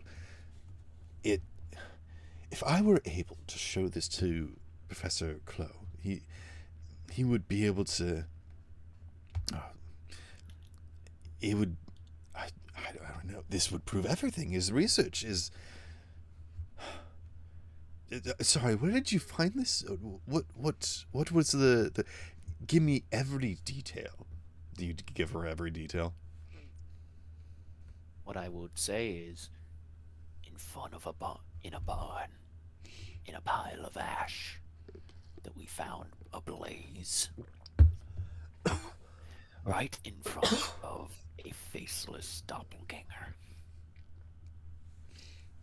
Do you describe the wings? Yes, I would describe the flaming wings Okay.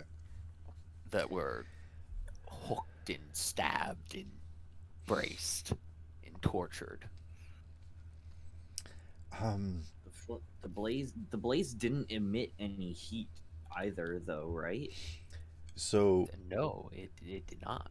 Mammelia failed her check So she's going to simply say, I cannot really make any assumption. I feel as though any information I were to share with you would perhaps lead you astray or misinform you. So perhaps it would be best for you to contact Mr. Reed and see if he might be able to give you. He's a much better a person to breach the subject with, but I Does he would have say a that call you. box?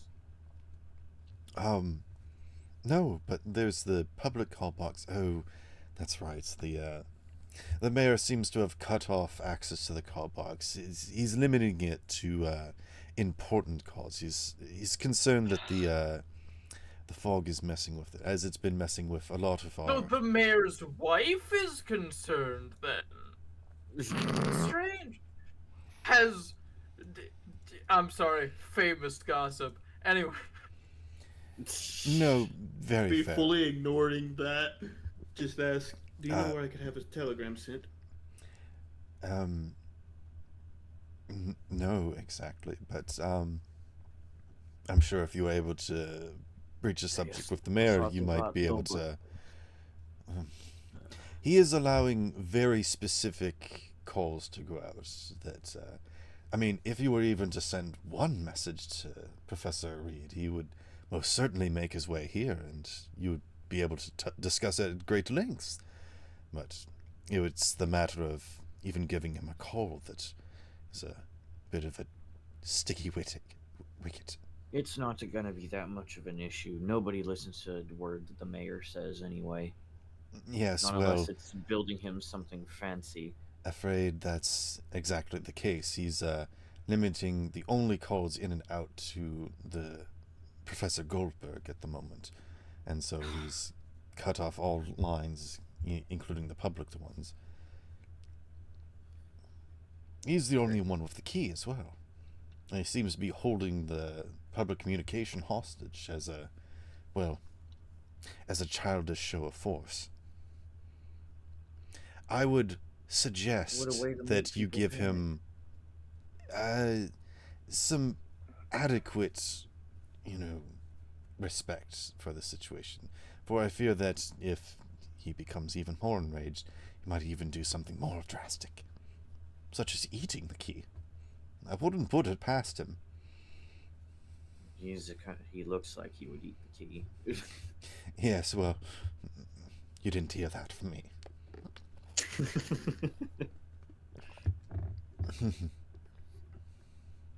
So it would be wiser to approach. Please tell me I wrote her name down. Amelia? No. Oh, Wife of the mayor. the mayor's wife. Yes. She is written Scrolling down. up, Julia. Miss Julia Thompson. Perhaps it would be wiser to approach Miss Julia with the question on how might we get access to the call box, considering the situation. Well, that is a bit of a situation, as nobody really reaches out to Miss Julia. Julia is the one that reaches out to you, exactly, so getting an audience with her is even more difficult than the mayor himself. I might be able to get a word to her, but I mean, to do a favor like that, I would probably want something in return. What can we do for you? Well, sorry. Gosh dang it. Fucking horn dog. Shut up. Those are called deer.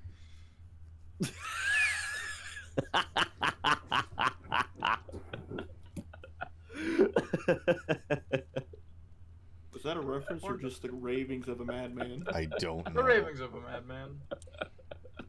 Is he wrong though? Because like tamed deer do kind of act like Look, my dog's a little autistic.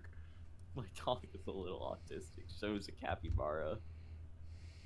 Capybara? Alright. Stereotypical joke about glizzies. something that I do need help with. What? I'm sorry? Yes, you are sorry. Oh, yeah, no, that's fair. I am in need of some specific materials. I'm interested in repairing some items that I have here, but I don't suppose that you have any connections that might be. It's not a big deal. There is a bit of a situation. Um, my I live down the road a little bit, and Miss Miggins is. Uh, well, no, hold on just a minute. She's concerned about her other neighbor. Apparently, there's some sort of stench coming from it, and I'm a bit concerned. Miss Miggins keeps bothering me about it, and I don't know. There's not really anything I can do. I'm not exactly the adventurous type, and well, I'm not curious one as to why for. she hasn't come to me. I'm meant to keep the peace here anyway. Oh, no. It's not that there's an issue necessarily. She's more concerned, and in your absence, she's been pestering some of the other neighbors, and well, He's also a gossip. yes, and as a head member of the Neighborhood Observation Bureau, she makes it very apparent when she notices something, and is sharing it very publicly. But with the fog and how people are tending not to come out of their homes, I didn't think much of it, but for the life of me, I can't remember the last time that I saw him come out of there, so maybe something has happened to the old chap. Do you mind if you could, for me, go speak with Miss Miggins and perhaps check in on the old lad? If you can get that old lady off my back, I might be able to scratch yours. And by that, I mean, get a word to Miss Julia. I can't guarantee that she would listen to anything that I have to say, but I could at least get some word to her. Let's just say that I'm not You're a member very of the Neighborhood well-respected Observation. woman in this town anyway, so Oh, I'm sure you'll be able to do something. nothing of the sort. I'm nothing like Miss Miggins. Is that a good thing? That's a good thing. That's a good thing. That's a very good thing. Said in character, by the way. Just Also said in character. Not to Good. throw her under the bus, but ever since she lost her husband, she's been a bit bored, and she seeks to find entertainment with many things. She keeps saying that she's a whore. No, she's looking for inspiration for her next childhood novel, but honestly, I think she's just looking for attention. You don't say. Like a whore. Oh my god. That's Candleman, a very can you be serious quiet? accusation in this time period. Yeah. Band, I'm gonna have to ask you to calm down. Okay. Okay. Candleman, go play with your chalk. You didn't hear it from me. Here, have another piece of chalk. Thank you. Slides it under his mask like he eats it. I thought you were about to say sticks it up his nose. He just sticks it in one of the nostrils of his mask, and you just hear. Yeah. What the? Sorry, I was having a bit of a stomach ache. Go on. I do hear that, ingesting some chalk is good for you on occasion to, leech off some of the. Anyway, I'm not to talk to, but perhaps you could speak to Mr. Death, and he could help you. But yes, is there anything else that I can help you with at the moment?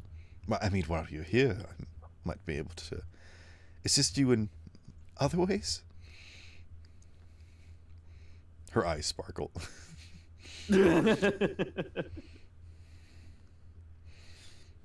Uh, She twiddles one finger through a lock of her curly hair.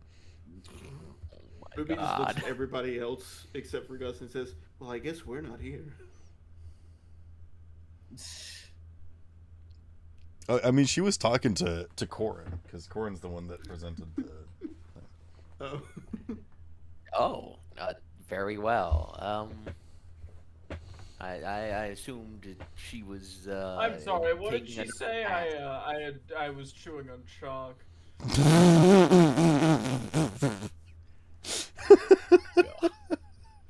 No, I was I all right, like all right, actually did Panda, take properly an egg zone point. out. Take an egg point and go sit down. Yeah, go No, to the chart I zone, did leave us. genuinely. I zoned the fuck out. She says, "I've Yeah. given you a quest," and has opened up the dialogue menu again. I see. Shit. What else can I help you with today? shit. So we showed her the card. Yes. And she Did you show her the suggested that you feathers, too? contact an old professor by the name of Chloe Reed. Chloe is his first name. Got it. I was wondering if they were two separate people. Question: You showed her the feathers too, right? Yes, I mentioned that they were from the burning thing. Where did you have the feathers? Where did I have them? They Yes. were in my house in like the area I keep Right, but all where of it. did you what did you put them to bring them in here? I imagine the briefcase that I Okay, carry. as you open the briefcase, you just see wet cinders in the bottom of your briefcase where the Oh. feathers were. Oh, great. Ass. Yeah, there's like I lo- some it's kind of like ash, but also kind of gooey. Legal. I'll take that, and I just like pull out a test tube and I start collecting it. I love conveniently destructing items. Okay. Hey, we might still be able to learn something from this. Actually, you know what, Corin? You're right. Give me a D100 roll as you open it up, and a cloud of vapor flows into your face. Great. 36. Oh boy. Alright, you're fine. Oh, For now. joy. This is what I get for trying to show people things. Anyway. I don't have anything else, I don't think. Unless anyone else does. How are you enjoying that book I let you borrow?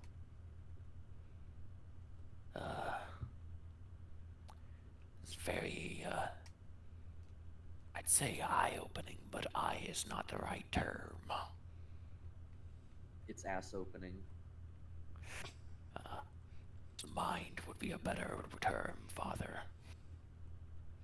I didn't say that in character.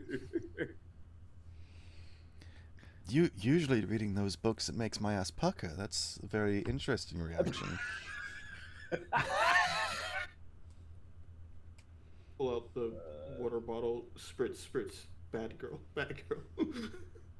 What No, water are I you did spraying her that. with? Hold on, what water? Also, how do I have a spritz bottle now? Oh no. Prisoner was whatever coward courage was drinking.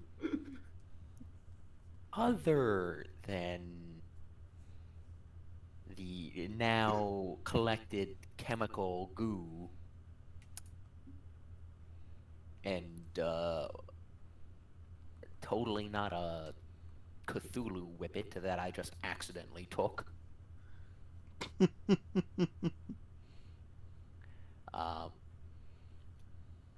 I will mention that it actually did come in handy with a tool we found while we were out there, though it didn't 5. Usage. I don't understand, but I won't pry. I was just curious. Oh, yes, that reminds me. Have you ever heard of an artifact or a cursed object of sorts that takes over the mind of anyone who wears it? Well, yes. I mean, to be perfectly honest, that's most cursed objects. And changes them physically, I am drastically. back from the corner. What I miss? We're Usually discussing. a cursed object is in reference to its possessing the individual, either by actively taking control of their mind or just, mild suggestion. I'm afraid you're going to have to be a bit more descriptive than that. I'm gonna look Sinclair, back just at use the party. phrase of what you told us. Do you know of what I mean when I say a Wendigo? Let me roll. The name doesn't specifically ring a bell, but I don't know everybody that lives in this town. It's not a person. I have to ask Sparrow because would Keston know about Wendigos? Give me an occult roll. Yeah, sure. Alright, You're trying. Keston, do you have You're trying to roll anthropology? below your number. I know. I got a 20. Mine's a well, you know what mine is.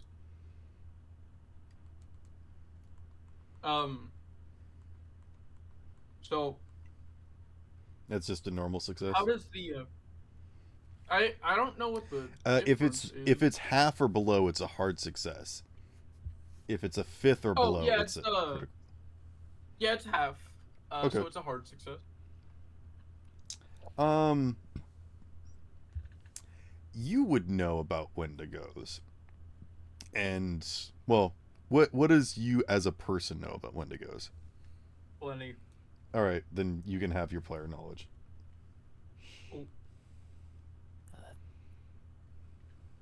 Oh, you mean those beasts eternally doomed to continue starving forever, immortal?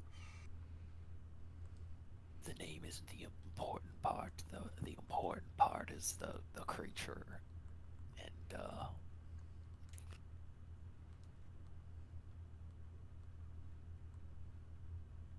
they're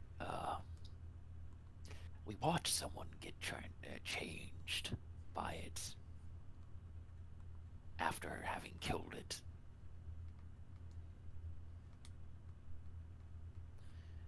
Was hoping you might know of, I don't know, a way to prevent it from escaping next time. But if you don't know the creature, then sorry for bothering. I mean, vaguely, but I mean, from my understanding is that it hungers, and I mean, you can't feed it, so the only thing that you can do is, try to cut it off, and can't starve it either because it will just. Well, maybe you could starve it. Well, it's always starving. They always starve. Yes, but that's why they draw upon their host, and if they were to completely drain their host, then they would, they would have no body to hunt with. I'm sure at that point they would just, return to the skull or the mask or, whatever it is. I mean, that's how the whole thing starts, right? I'm sure there wasn't one person that's managed to decapitate it or whatnot, and, well, I don't know. That would be my best guess, at least. If you wish to slay a Wendigo, um, then generally speaking, you can wait until a time where food is plentiful enough that the one possessed turns back into their natural human form. Though that's in certain mythologies, and that's an entire debate that I don't want to get into. Yeah, unfortunately, I don't think that's how this one works. It, yes. Uh, that is all I had. Unless any of you also have questions. I guess if we're asking a bunch of questions, Mamilia, have you heard of a thing called a ghost light? Hmm. Let me roll. Amelia is taking a lot of L's today with the dice. I don't know anything specifically called a ghost light. I mean, that could refer to so many different things, like a will-o-wisp, or you know, just some sort of ghost or spirit or light, like a foxfire or something. I'm sorry. Closer to a will-o-wisp, we think. Yes, we noticed it and then it started chasing us, and somehow it was just a shot in the dark, but it is now in my camera. I'm sorry. I don't know what it is. What is a camera? It uses sound to make pictures. Well, that sounds bogus, but all right. Making a test to understanding. When my glasses are off, I can't hear a damn thing. My glasses, I can't hear. I can't hear anything without my glasses. Not even a joke. If you take your glasses off, you're gonna have a harder time hearing people because now you have to put more effort into trying to read their lips. Yeah. Yeah. My glasses. I can't drink anything without my glasses. All right. Of course not. How am I supposed to find the water? To develop the image for you to show it to you later, but Are you gonna show her the plate? my brain has suddenly shut down. I knew what I was going to ask, but now I forgot. I'm sorry. No, it was before you said that. Like, I had that pop. It was before you said anything. I just, like, I was saying that I was going to, I said I was going to develop it later so I could show it to her. And then I was going to ask her something. And as I was saying it, I forgot what I was asking. Oh, you mentioned Dr. Death earlier. I was wondering, how long have you known him? Well, I mean, he's one of the few people that's made me feel at home when I first moved here. Known him quite a while, not very well, I'd admit, but why do you ask? Just curiosity was piqued on the little voyage that we all had. Wanted to learn a little bit more about him.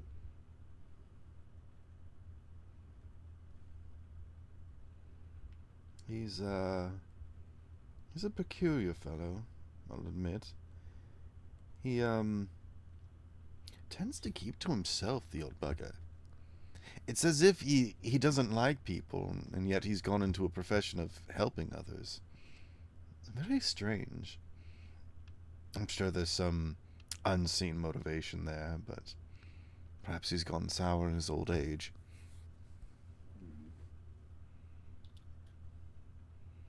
Anywho, I'm sorry I can't help you further, but It's quite all right.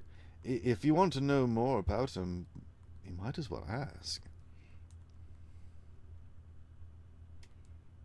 Well, I assume you know that with those kind of people, they tend to not be forthcoming with information. Yes, but also at the same time, they respect people that speak to them directly. Oh, I directly told him that if he wasn't going to tell me, I was going to look into it, and he didn't try. He didn't say anything to dissuade me. He is a man of secrets. If even if you ask around, I don't think you're gonna learn much of anything.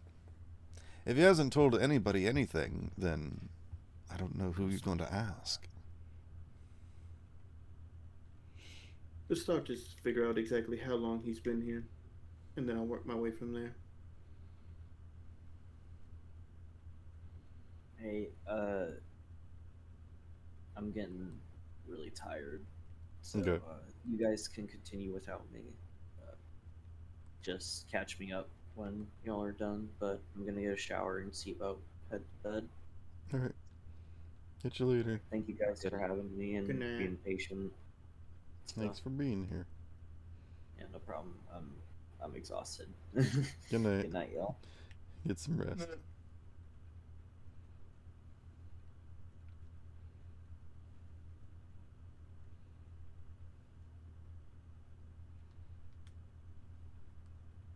Okay. Um.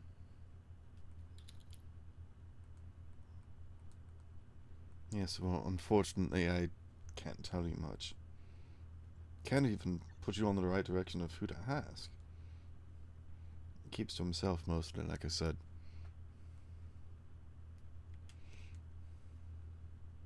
Well, there's plenty of knobs in this town. Oh, Apologies, knobs is in dicks, or You were quite crude, Chalkman. true. I mean, most of the doors around here use levers, so I don't know.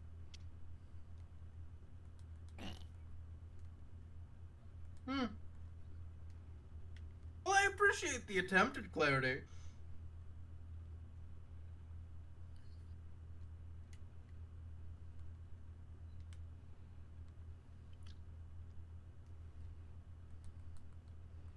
Is Is there anyone else? anything else I can help you with?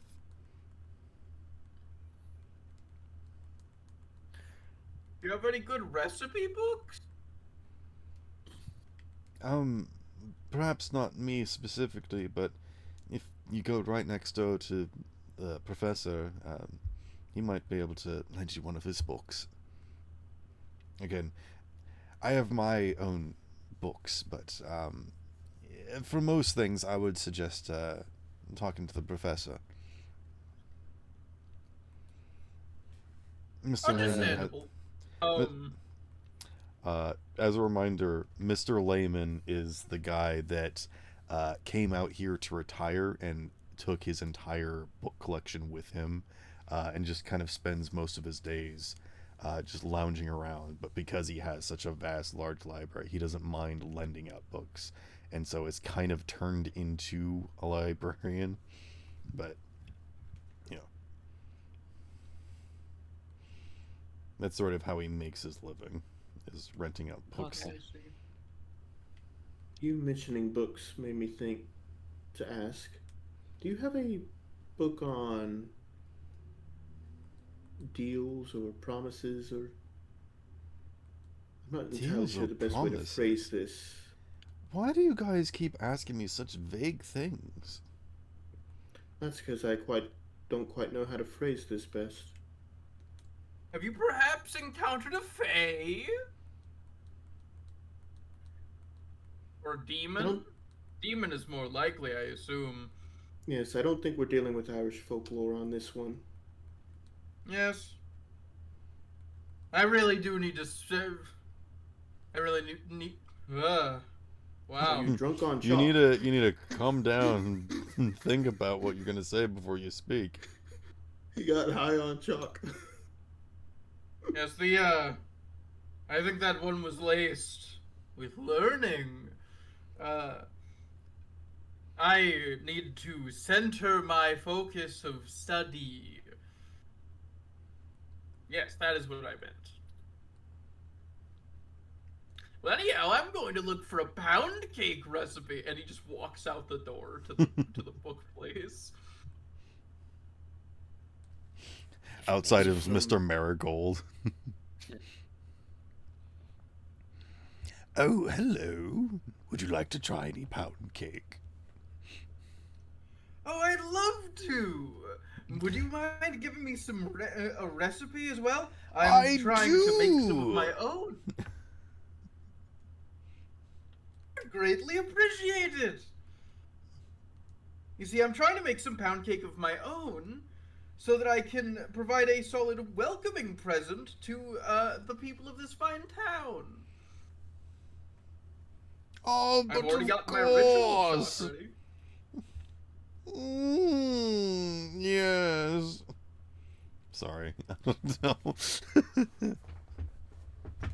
I've even gotten my ritual chalk ready, so I'll be able to make something delicious. Your what? You can't write down a recipe with ritual chalk. No, the ritual chalk is for the recipe.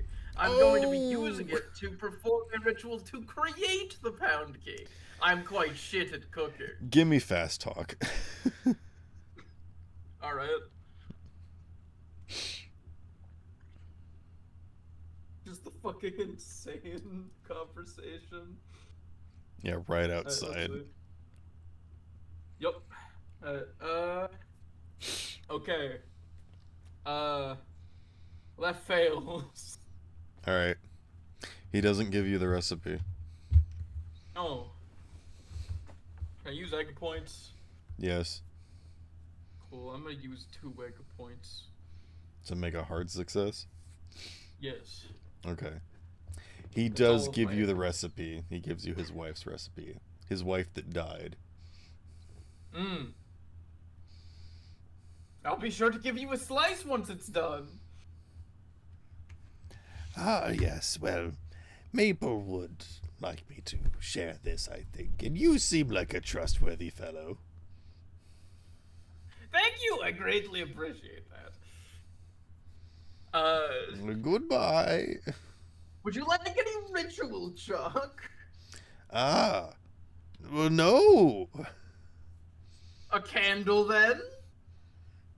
I could take a candle. Out of a candle. Ah, a man of taste. I will be seeing you around town. Good luck to you. Sprints off at full speed. Okay. Is anyone else doing anything? In the eclectic collection still, I would clarify to Amelia, well, it's because we don't know exactly what we saw, to be honest. We have as many questions as you do, I'm sure. Yes, I'm quite interested by these doppelgangers, these faceless things. They seem very peculiar. Disturbing, certainly, but where do they come from? And what are they doing? We don't know. Yes, well... Dissolved into water when we killed one. Water, you say? She glances around the interior of your store, and you can see that there is a lot of moisture and humidity in here. Just saying, Yes. perhaps I might need to change my wards, and most of what I have is keeping things inside, and that might be bad. Might need to do something about keeping certain atmospheric things outside. Like I said, the water's been, well, the humidity has been hell, especially upon the wood and the paper. I've got, different kinds of bureaus and books and whatnot. For whatever it's worth, if you need my hand, I'm willing. I'm but a student still, but an idiot can be useful sometimes, I'm sure. Well, I mean, I'm always interested in whatever sort of, you know, magics that you can learn about. From my understanding, magic is just ways of the world that we don't understand, that we don't have a science for, an explanation of some sense. Simply things that are and do exist, or, you know, things that we can't just simply ignore. So, if you do ever learn about something, even if vaguely or simply, I would like to hear about it. So, whatever you do manage to find in those books, I'm eager to learn a new perspective. But I don't mean to keep you. Thank you for stopping by, and hopefully it's, you know, drier out there than it is in here.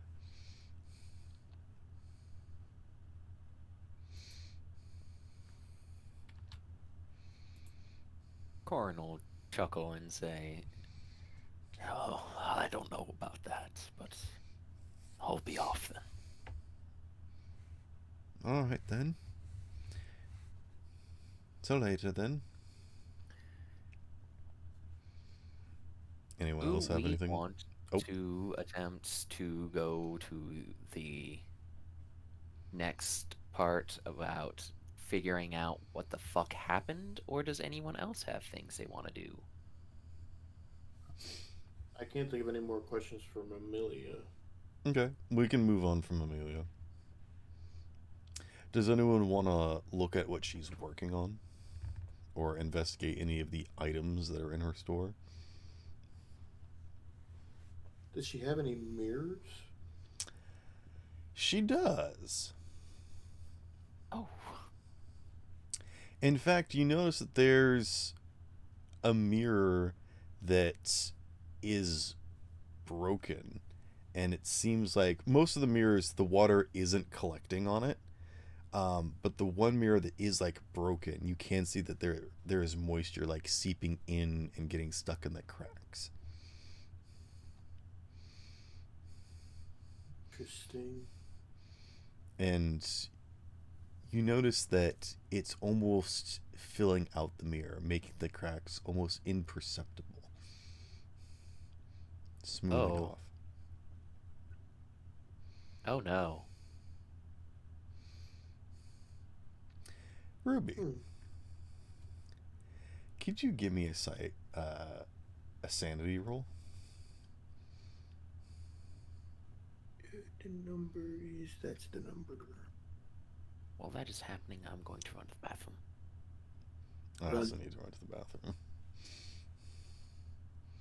What'd you get? 24. That is hard success. Alright. I'll make you lose 1 point of sanity as you walk up to the mirror and you're just kind of looking at it. And for a second, you feel like your reflection is looking at you, and then when you glance at it, it's just goes back to normal.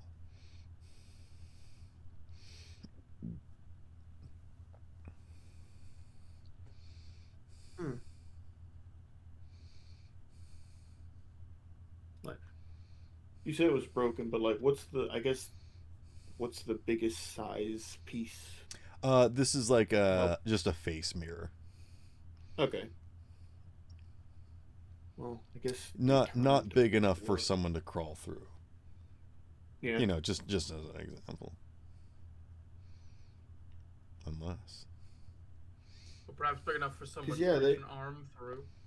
Well, and also the fact that we know that they turn into water when they die, but can they choose to turn into water to get out of, like, to get through things?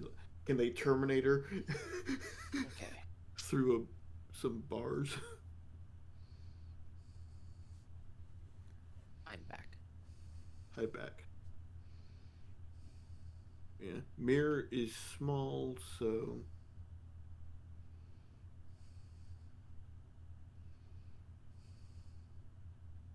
I mean we We told her all like about the doppelganger, so she should know not or know to be wary Do of. you tell her about everything? So far, you've only told her about the barn. Oh, I If you thought just want to say that you tell her everything, you can. I thought Corn said, did he not say that he told her I everything? would have divulged everything I know about each of these Okay. creatures. It's just didn't want to drag the scene on and on when it's getting late. I will be careful about water getting into things. I thought it was just, humidity, but now that I know that there's something a bit supernatural about it, I'll be on my toes. Yes, there's some sort of strange silvery like substance in this water. I need to take the time to investigate it more thoroughly.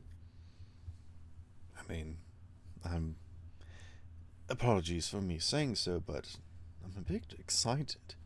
Most people bring me things because they don't want to deal with any of these, kooky, crazy things, and think that I'm crazy for holding on to these things, thinking that they have value. But now that you actually believe, perhaps you might be interested in some of the things that I have.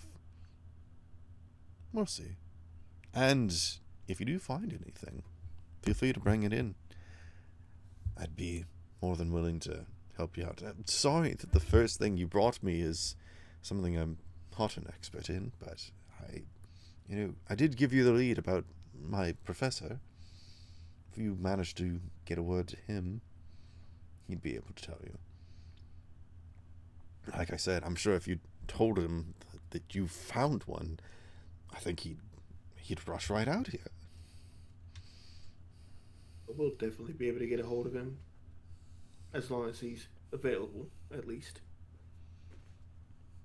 Yes, well, I don't see the mayor as much of a roadblock. and I think that's part of what I'm afraid of. I don't think anyone takes him seriously, and I think he's starting to realize that. So now he's starting to act a bit more erratic. He's a bit childish, but I think we can all be childish at times. It's the people that don't realize just how much control they have that becomes dangerous. I'd best not push him. If if it makes you feel any better, I'm used to dealing with him, fighting for the paper and all. All right. Also, I would bear in mind that if your reflection starts moving independently, to be careful. Had that happen in a reflection soaked with that water. Understood. Oh, no, this is the don't get yourself got by the damn doppelganger while we're gone in a off-screen event. God damn it! Oh, you don't have to worry about me. Sorry, I'll be honest. When you said bear in mind, I started thinking about, an imaginary bear. Just in my mind. Alright, But never if mind. you had to warn people about a psychological attack that involves an Ursine creature, bear in mind that you could not tell them what was going on without it killing you. Bear in mind.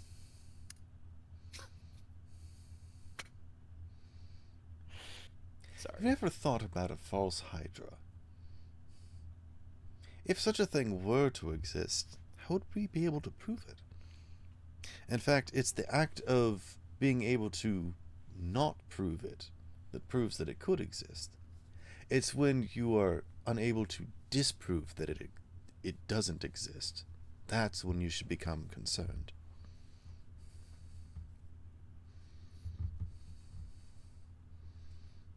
Anywho, I'll let you be on your way.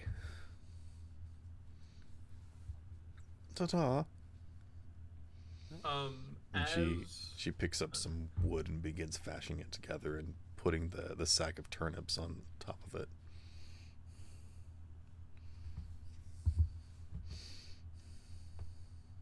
anybody else have anything else to say to her? Or You What was left. the thing is? Yeah, what was you I the know thing left. I inside? have to I was gonna ask because well I'll wait for a moment. Corin, do you remember what the stuff inside Patches was? Inside patches. One moment. Uh, Let me scroll in the okay, notes. I have found the drip drip drop part.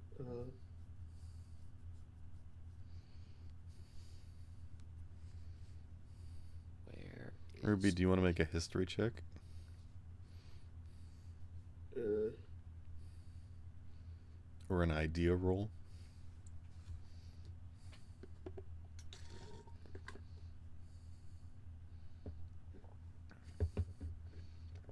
An idea roll is basically to come to a conclusion with information that you do have that you may not remember.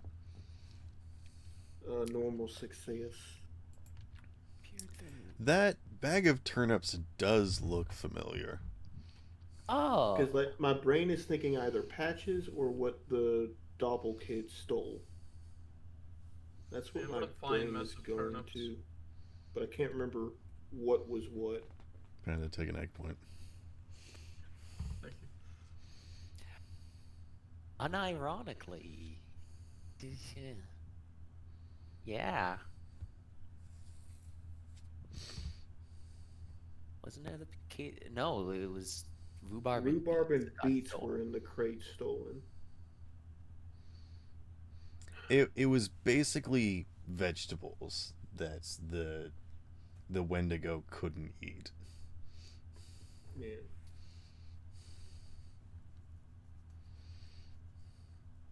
God, does the But Wendigo have patches around?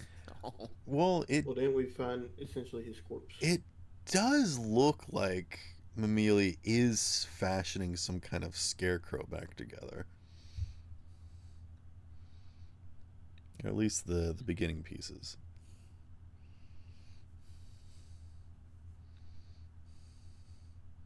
You wanna ask her what she's working on? What you so busy cracking away at over there with? Oh, That was it's phrased weird. just a new project. It's well, I don't know exactly, but sometimes people drop things off at my doorstep, things that they don't want, things broken, and sometimes they come by looking for it once I've fixed it up, or you know, sometimes people just deposit things, donations and all that. Um, but it looks like this used to be a scarecrow, I think, some kind. I'm trying to patch him up, but he was all in pieces when he arrived. Do you remember who happened to drop it off? Oh no, like I said, it just arrived at my doorstep. Interesting. I mean, I don't suppose the fellow could have walked himself here. Could he? Well, not in that state. Maybe not. Who Oh, knows? but of course, you're right. Well, we'll get you outstanding in your field in no time. All right, she leaves on that pun. All right, I'm gonna run to the bathroom. okay. Because that's a pretty long way to walk to get here. Guaranteed. I guess. Fucking Wendigo is platoying with us and dropped it off here. That's my bet. Maybe, maybe not. By the way, Donnie, Hmm. I hope at some point you share that info about the about the window with my idiot because I do actually have a theory about that, and I mean I can't really tell you until I A know in window character. theory.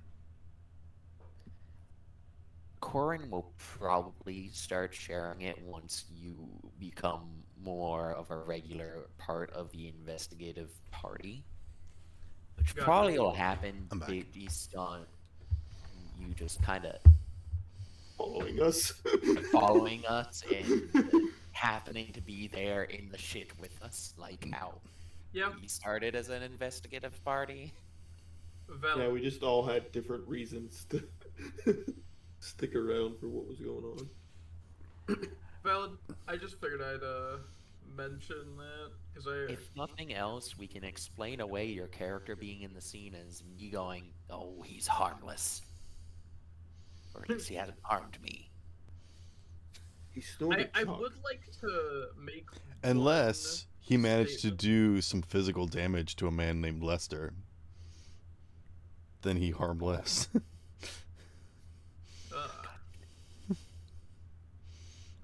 Right.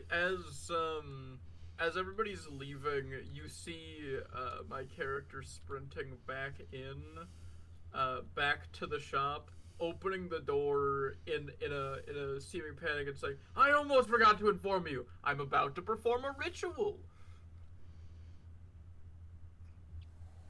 uh, well, uh, do you need me for anything? No, you just asked me to give you a heads up before I was going That to was do a any rituals. playful joke. You're not going to be doing anything drastic, are you? How intensely do you feel about pound cake? Well,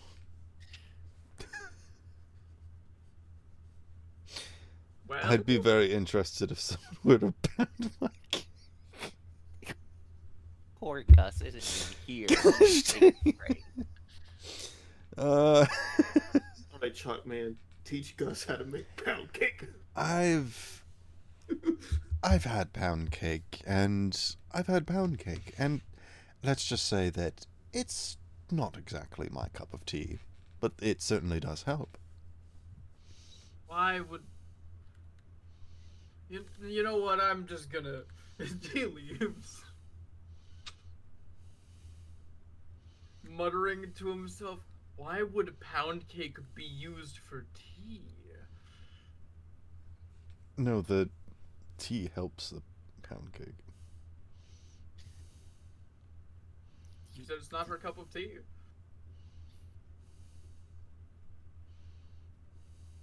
I think God. the more you try to understand his brain, the more you will lose your sanity. Oh, don't Trust worry, me, my I stats very know. high. I'm sorry. Did you say stat? Death by 1,000 cuts. Ah!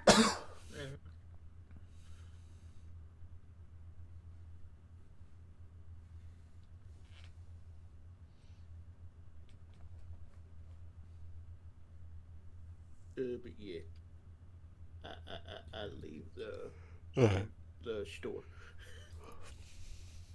Do you have anything before we go to the crazy cat lady?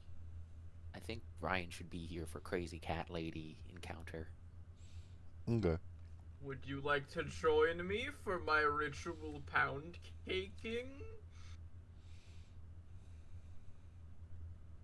I will not be huffing chalk with you. I'm not Yes, going to be I huffing appreciate chalk. you. I took a bite of one stick earlier so that I could calm my stomach.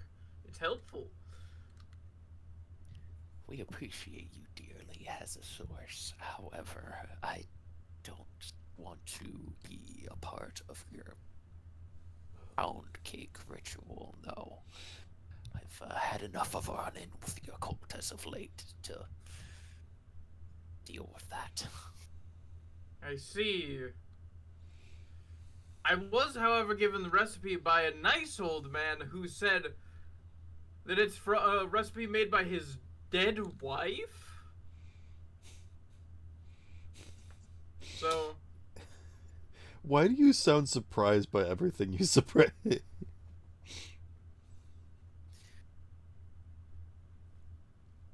I don't know. Why do you sound surprised by everything that you do? I think he's trying to do a voice, but he's Bad Just at talking like a acting. crazy person. yeah. No, I'm just talking like a crazy person. Okay. Also said in character in that exact tone. Maybe if we ignore him, he'll eventually go away. Trust me, I know all too well that only emboldens him. It's like a cat. The more you ignore them, the more they like you. It's true. I didn't really care about his paper initially, but then he never responded to me. So I started writing him every day.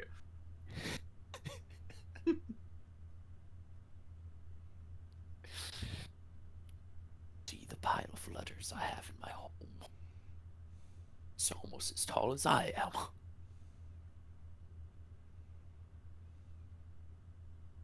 Good Oh, kindling for well, the I need to fire. fix that.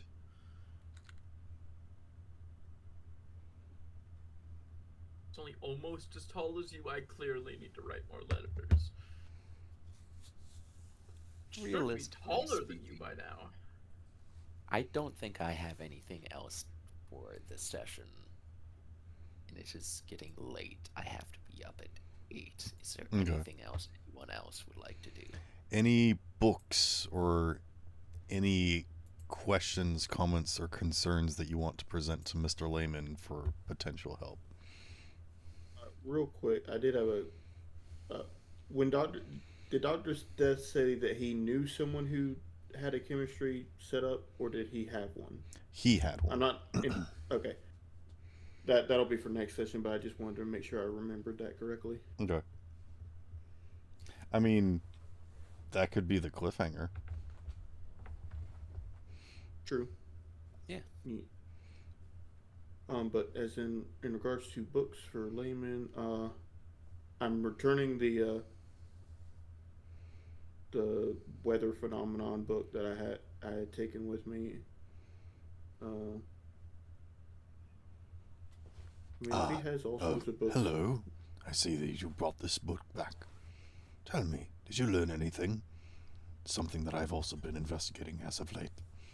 Did not see much concern at it, but with the thick fog rolling in, seems like it's ever more present than ever. Yes, I'll need. There's definitely more that I need to do, digging wise, but I think I'll find more on the chemistry side of things at the moment. Very well then. Are there any other books that you're interested at this time?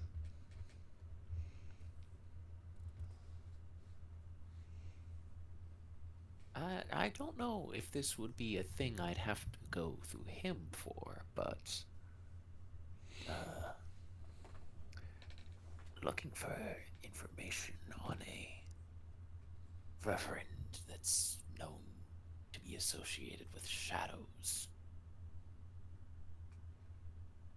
The Reverend is associated with shadows. I don't think I've heard of such a thing. It is fine. Just trying to place a name, but can't for the life of me remember. Give me some sort of roll for this. This is you basically asking Google, and I'm just trying to figure if I'm going to give you Google or an AI assistant. So I'm trying. Am I persuading him? Am I library using? I'd allow either of those. I will attempt library use. And it is a success, but only a regular one. There was this one Reverend. He wasn't a shadow eater. He was a light eater, or something of the like. Perhaps I could get you one of his memoirs. And he goes and gets you a book.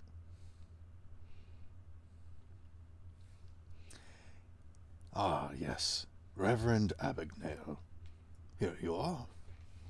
It's a bit of a self-published biography.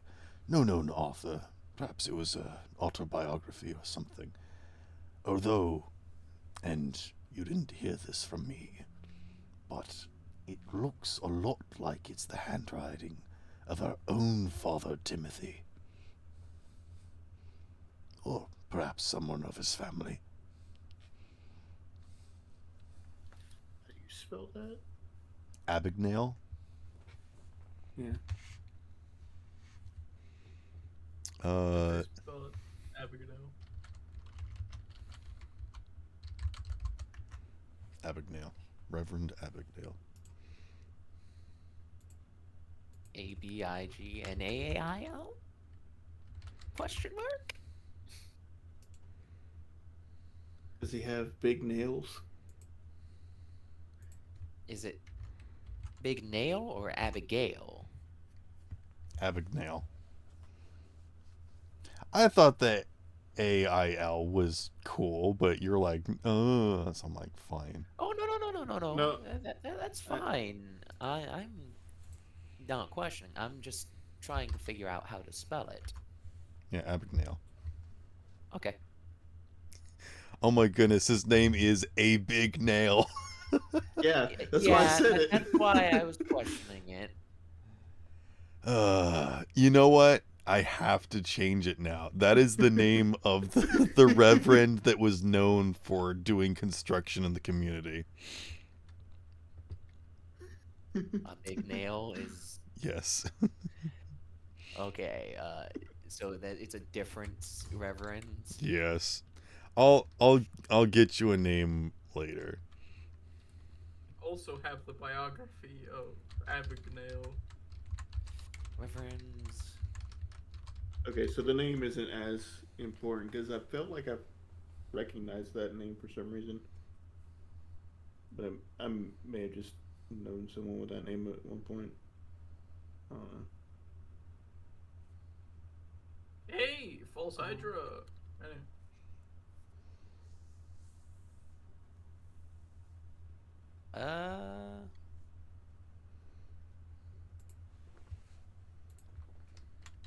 Do you happen to have any books on something to do with Fae or demons? Just learning on various mythologies.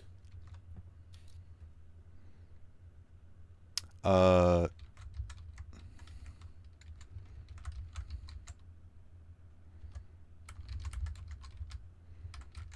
went in the note document, by the way.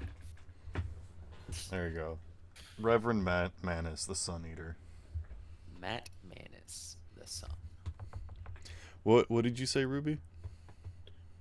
Asked if he had any books on either like the Fae or demons to do like, and then she kind of like brushed it off, saying doing a study on various mythologies, trying to like. I have various books on mythology. Here, have one. Yes. He gives you Bigfoot Goes to School.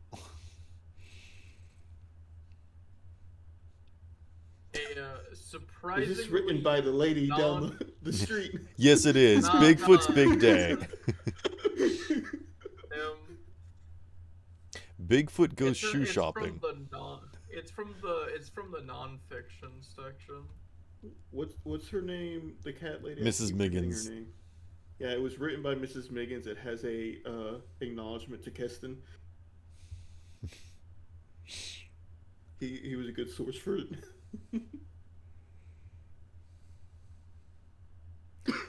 Oh no, I don't have any of Mrs. Miggins' books in my collection. She absurdly abhors me. Which I don't mind. Everybody. It's a blessing to be to be hated by her. Yes, well, you didn't hear that from me. I know, I'm the one who said it. I didn't say it. No, there's nothing wrong with the old lady. She's just A bit eclectic. No, that's Mammalia. Oh, yes, that's right.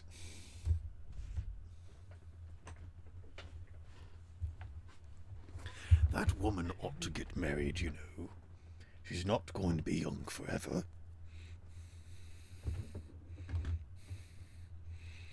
Look at me in my twilight years of 40.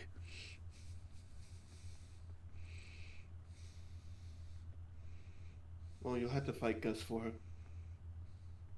Oh, I absolutely will not fight Gus about anything. Choice. Are there any books I could look for? Oh, the Sun Eater. Oh, fuck.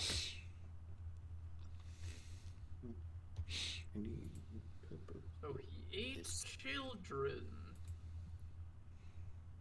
No. Alright. You're right. Just the men.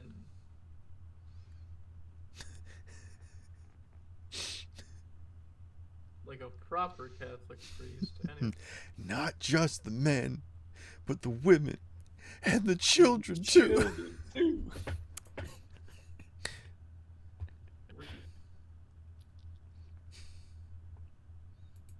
I was going to make a really bad joke, but I'm not going to do it while I'm recording. Thing. I can't think of any books that I'd want to look for. Okay. You get a generic book about mythology and deals and whatnot.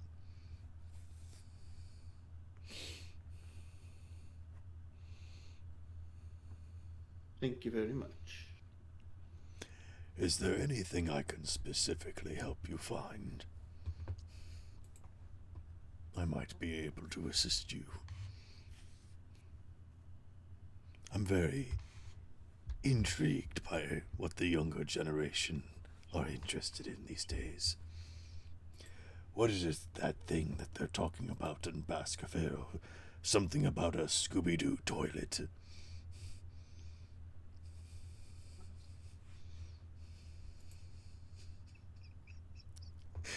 I don't think Scooby-Doo was invented at that point. I think you're lying.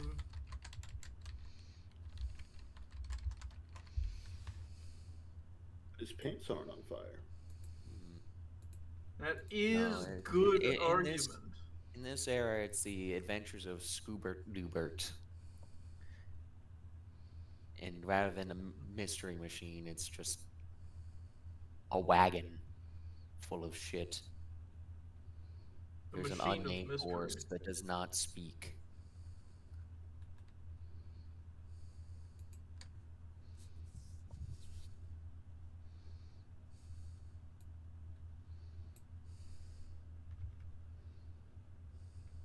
Yeah. I am good to go from book. Alrighty. Are there any books Keston wants?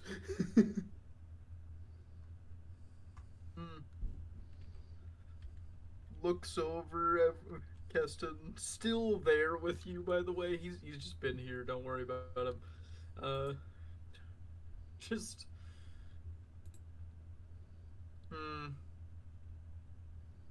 No, I don't have anything that I'd wish to study right now.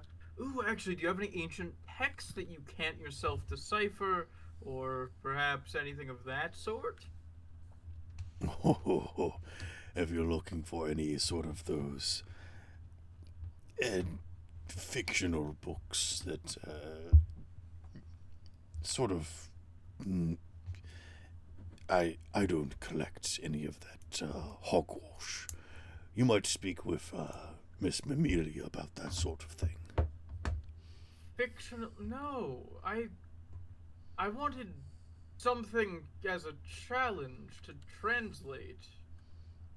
Oh, I see. You're looking for some of those ancient texts. Yes, Yes, I've got The Bible, a what? Huh? like the Bible. Well, Yep. I hate to tell you this, but the Bible's been translated. It's been translated Poorly, multiple probably. times. Well, if it needed to be translated multiple times, they must have done it poorly. That is a debate that I do not plan to get into before my brunch. Ah. Would you like some pound cake later? I'd certainly love to pound some cake later. So strange. The woman at the eclectic store said the same thing. Oh, Miss Except Mammalia she is said very that she much... would like her cake to be pounded, though. Yes. Perhaps you two could meet up. We get together Cake and have together. tea on occasion. Oh no, not the Ah, secret well, lore. I don't think that would be a great idea. Then she said the pound cake isn't her cup of tea. Yeah, she prefers to wash it down with tea. She's more of a drinker than an eater with her snacks, if that's... Gus has a rival. What? Nah, he wouldn't fight. He wouldn't fight Gus. It's a bad idea. Bad idea to fight Gus.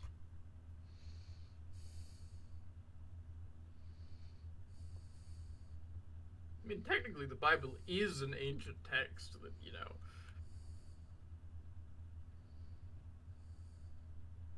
But anyway, something akin to that. Religious, non-religious, biographical. On a scale from 1 to 14, how difficult would you like this? 14. Very well then. He's gonna go into the back. Actually, you know what? Make me a persuasion check first. 1 second. I need to finish something. You... Actually, no. I could just do this real quick. Give me a sec. You said persuasion. Yes. Okay. I don't think I have anything in that normally. So like, what's the? I don't allow fast talk, but you need a hard success. Okay. For reference, Yeah, that's 10%. So that's a fifth, pretty easily. So Oh. I'm pretty sure that's. So that's a critical success. Yes. Very well then. I shall go get something from my private collection that was given to me as a special challenge. He goes and rolls out a cart that has this case on it. And he says, I have been asked not to take it out of its case, but nothing said about sharing it.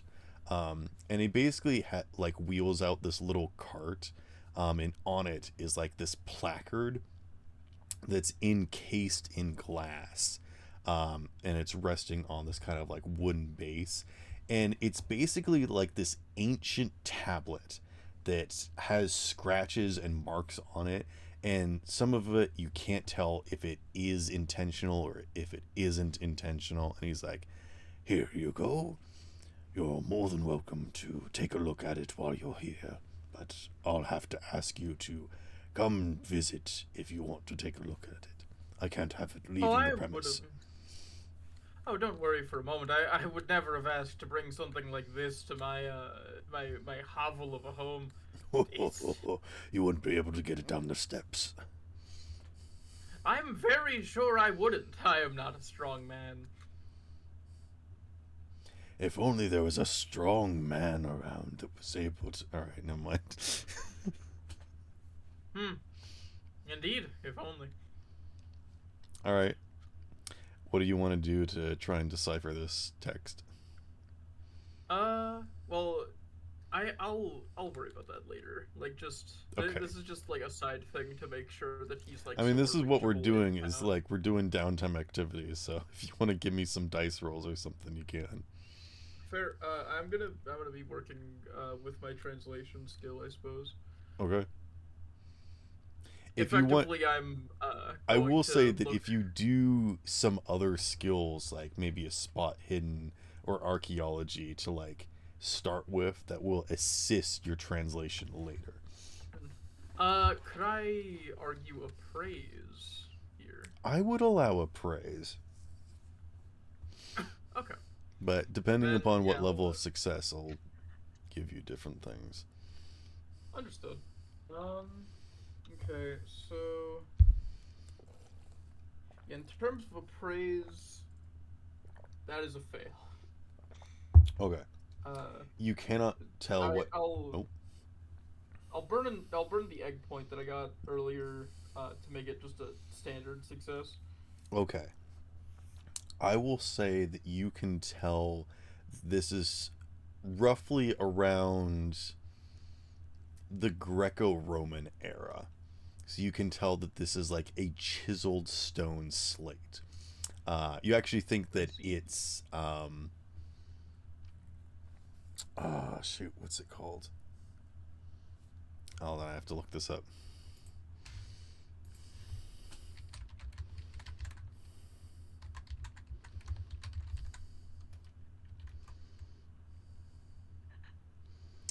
Um,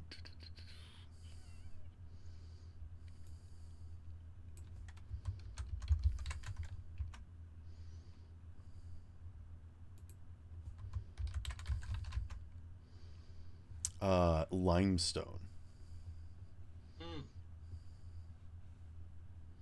Interesting. Mm-hmm. Which is normally uh, what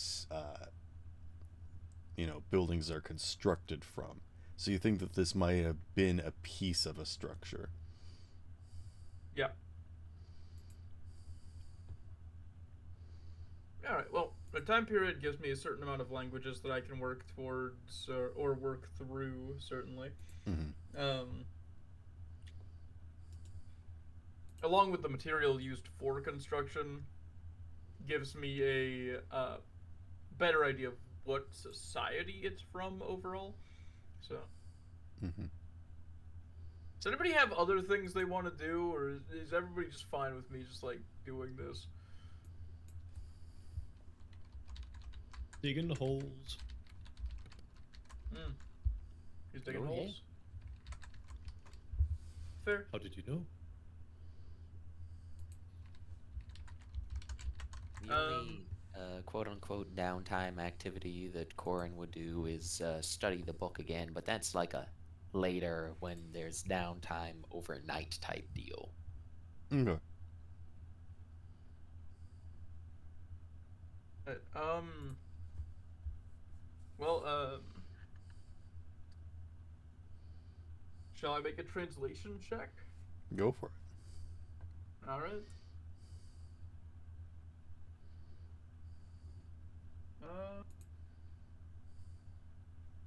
Oh, that was a terrible roll. Yeah, very barely a pass, but like a terrible roll.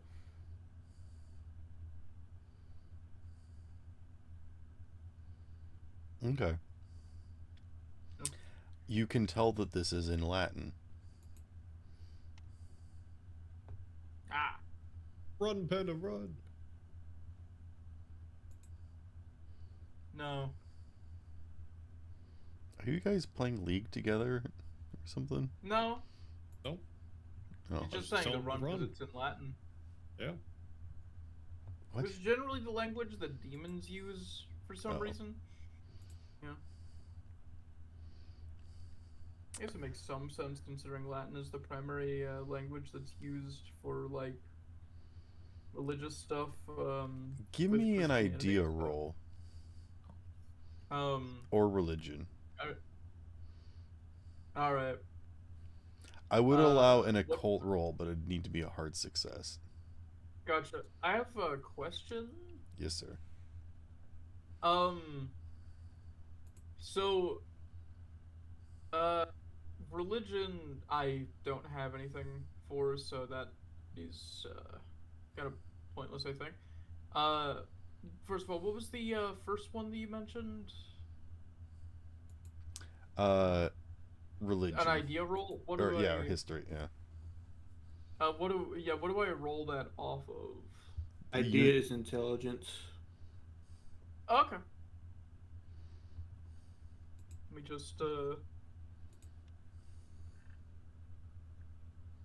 yeah, yeah, that's a let's see. Yeah, it's a half, so it's a hard success on an idea roll. Okay. So I will say that using all of these things in conjunction together, you are able to pick and piece apart things of like, okay, this is degradation because of the time period. This would be like scoring and marks. Like this actually looks like it's lettering. And you're like, okay, so it's this type of language, and so you're able to pick apart bits and pieces, and you are able to read this somewhat.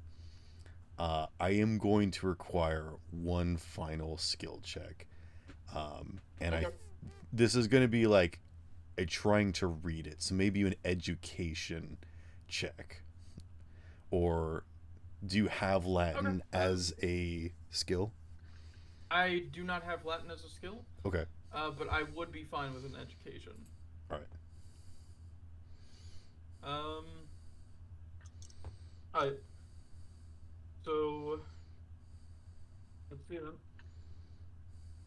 Alright. Yeah. So that's another hard success then. Okay. You can read this, and what this is it's a spell. Hmm.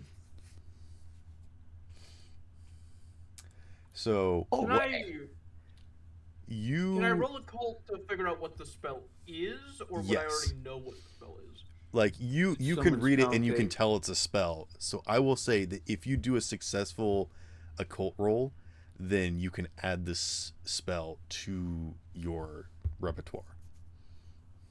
I see. It reads um, simply this: Ye be bear in mind, ye be behind. I said that wrong. Omaiwa mo shinderu. Basically. Yep. Basically how it works is someone that tries to come at you, you can either turn them around or you can be behind them. It's basically a defensive spell that if someone attempts to do your harm or attack you, you can avoid it. I see. It is a success, but Okay. not a hard success. I rolled a 23 out of my 40 occultism, so like right off the mark, but it is still very very much so a good.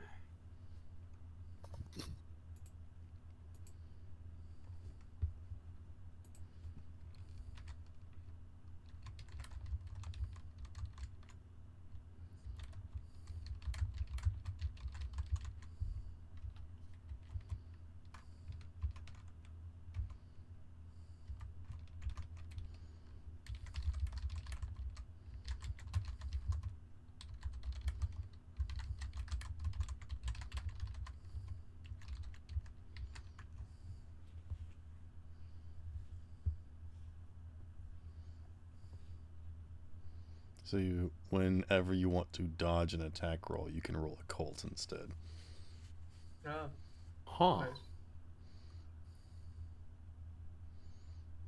That's actually pretty good.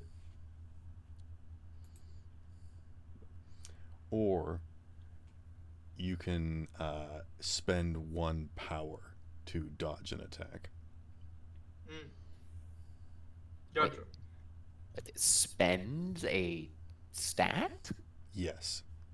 Oh.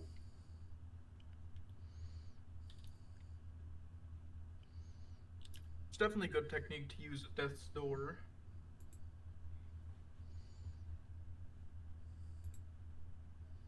So yeah, worst case.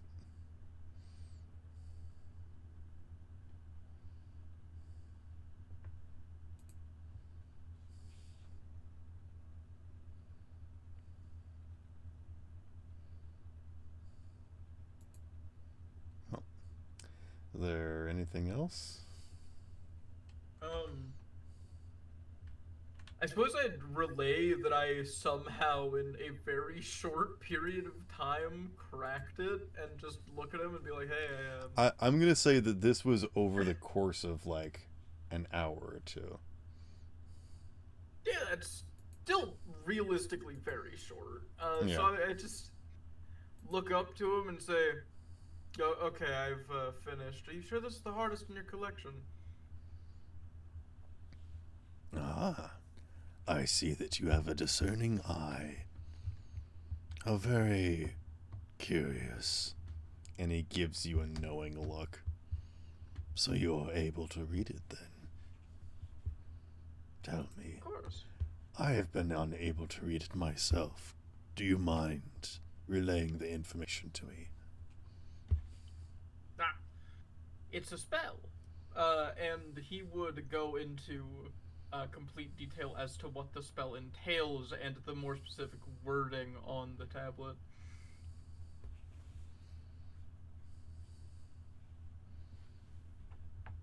So you're going to tell him the truth. Yeah. Okay. How very curious. Perhaps I should have Miss Mimiri over to look at this at some point. I'm sure she'd be interested in this sort of thing. Thank you. No problem. Perhaps we may be though able I to would learn be- from this. I would be wary of whoever sent you this. You said that they gave it to you as a challenge. That seems to imply they already knew what was on it and still sent you something with occult Oh, intentions. no. We historians like to find certain things and artifacts, and when we're unable to make heads or tails out of it, we share it with one another in hopes of getting a different perspective on it. I've only had it for, about a year or so. Without much headway. Curious that you're able to do so quickly, but that is the reason why it is important to share things with those of different minds.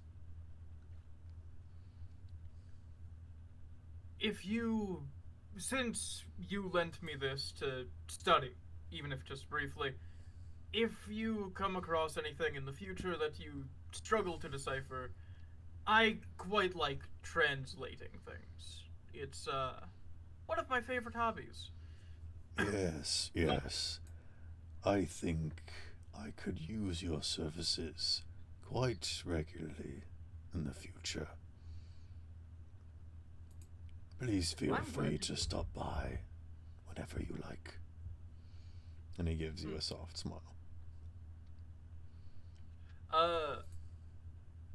He can see in the one eye that is exposed behind the mask, the general concept of a smile, like a smile that actually goes to the eyes, basically.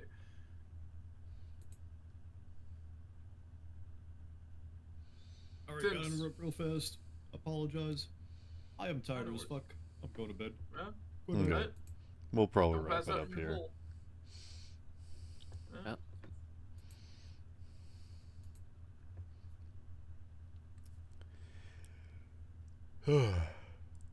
Well, Uh, any final things, or shall we just call it? I don't think we need a cliffhanger. I think we just call it. Yeah. Yeah. Things be- I need to do are things that don't fit current timelines. So yeah, Like, such as what? like I want to study the book, but I'm not going to do that before we go over and talk to Cat Lady and try and solve that problem. Okay. Well, I mean, you do have a couple of hours while one person is talking to Amelia and one person is deciphering a text, so... You want to take a quick Yes, but peruse of it's the book. liable to drive me mad, so I don't Oh, think it's that wise. book. Yes. Actually, you know what? Yeah, Corin would study his other book too instead. Okay. Which book is this? The memoir of Reverend Magnus, the Sun Eater. Okay. Yeah, give me some sort of skill check, like library search or I should history, religion, or something. start with library search, I guess. Okay. Oh,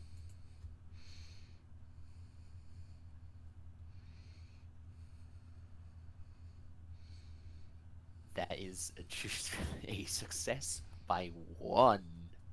Okay. But because it's very important seeming, I will spend an egg point to make it a hard success. All right. What I can tell you is that this is almost written in it's a narrative from the perspective of Father Timothy, following the basically the history and effects of everything that Reverend Manus does. And he goes into great detail about like how much he, admires him, like has always wanted to be like him, but knows that he can never be like him because of how, he's just a man, and he's full of sin, and he can't be like this perfect person. And at some point in the story, there's like a change in tone, and you can actually go and find it, that it's at a point where Reverend Manus sits down with this little boy Timothy and tells him that it's not about being perfect, and it's not about like not doing wrong. It's about understanding what you did, asking for forgiveness, and then doing better and moving on, and accepting that you're going to make mistakes, but making the most of it, and all this stuff. And it basically just details the life events of Reverend Manus. And at the very like end tail of it, it seems to get more vague. There's not like reports every single day, and when they are, they're just kind of like basic tellings of the day's events. And you do start to get like different kind of mad scramblings of like, you know, I I always knew something was wrong, something was up. I know I shouldn't have done it, but I I snuck in and I watched him, and then it just kind of ends.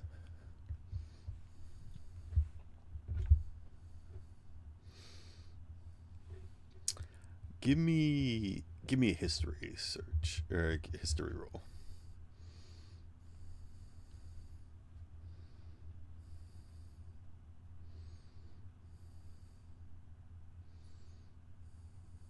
Uh, 1 second.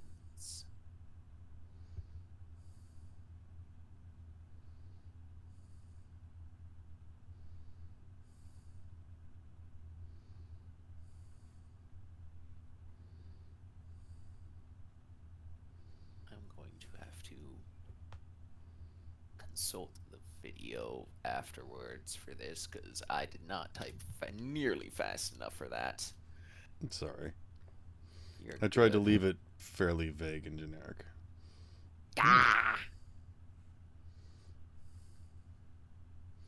Would you like to push this?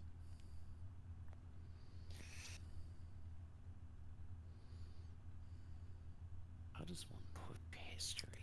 I'll say that you can push this by like stressing your mind, by like going through several books, and like maybe, Okay. thumbing them, and like holding several books at a time. And there's a chance that you might damage one of the books by like getting out calendars and things and trying to figure out the correct year and date that things happened, and get a grasp of timeline. So there's a potential that you might damage one of these books. That's how you could push this. Ooh. I'm afraid that I'll lose access to the library if I damage a book.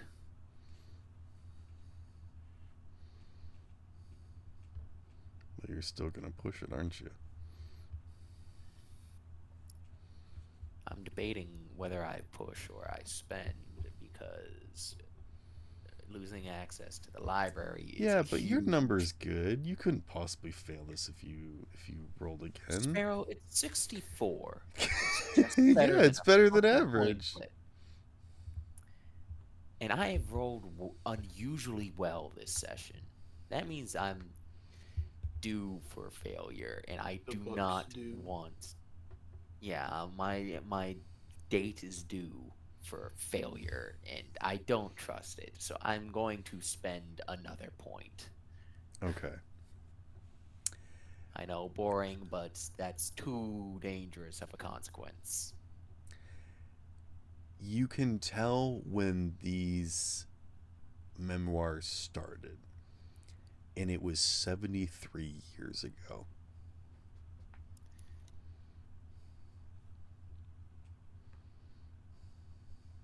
Grandfather Timothy. You read through the events. Actually, I'll say if you spend another egg point, you can accurately determine how long the memoirs actually keep track of. They're made to be spent. Fuck it. Sure. It accounts for 12 years. So Timothy was about 8 when he started writing these. So he would have been about 30 when he finished writing this.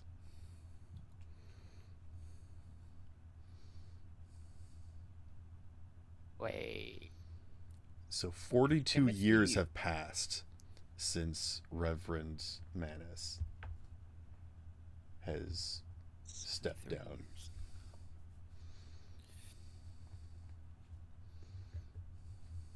He was about 8 when he started, and he was 30 when he finished. Yes.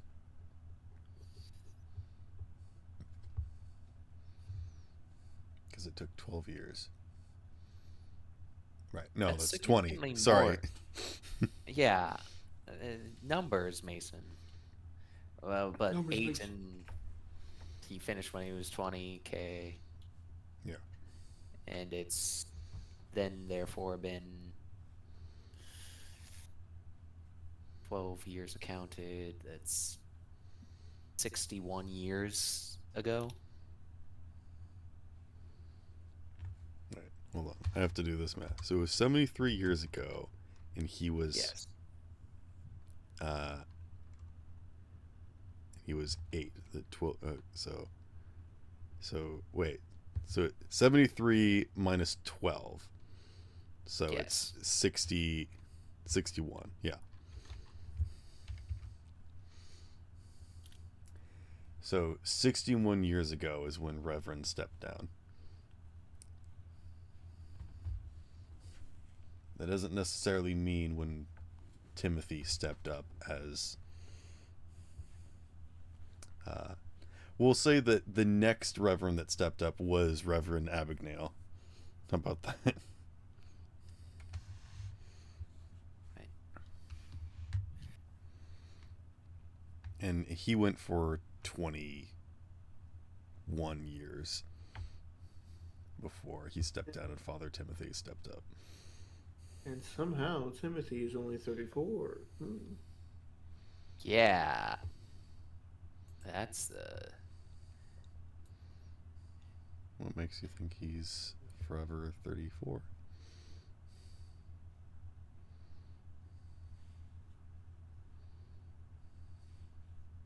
I'd have to go back and look at the video, but I'm pretty sure you gave an age. I also Well, have it it also- written down. Yeah, it says it in the campaign info.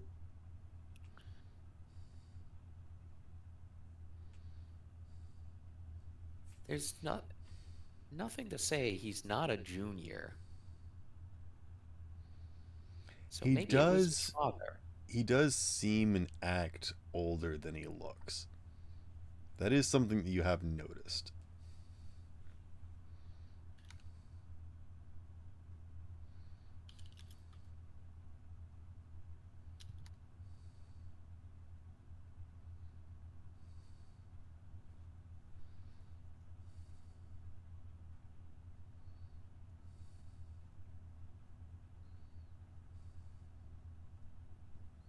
Okay. Mm-hmm. Once I finish editing this to make it perspective third person, I think that is all I have.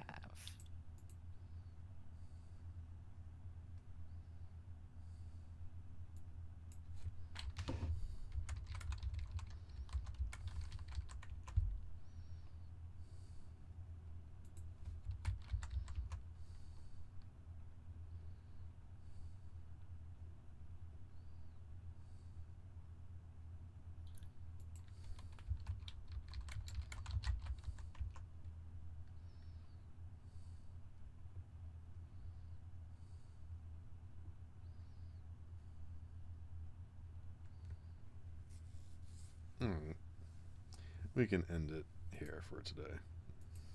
All right.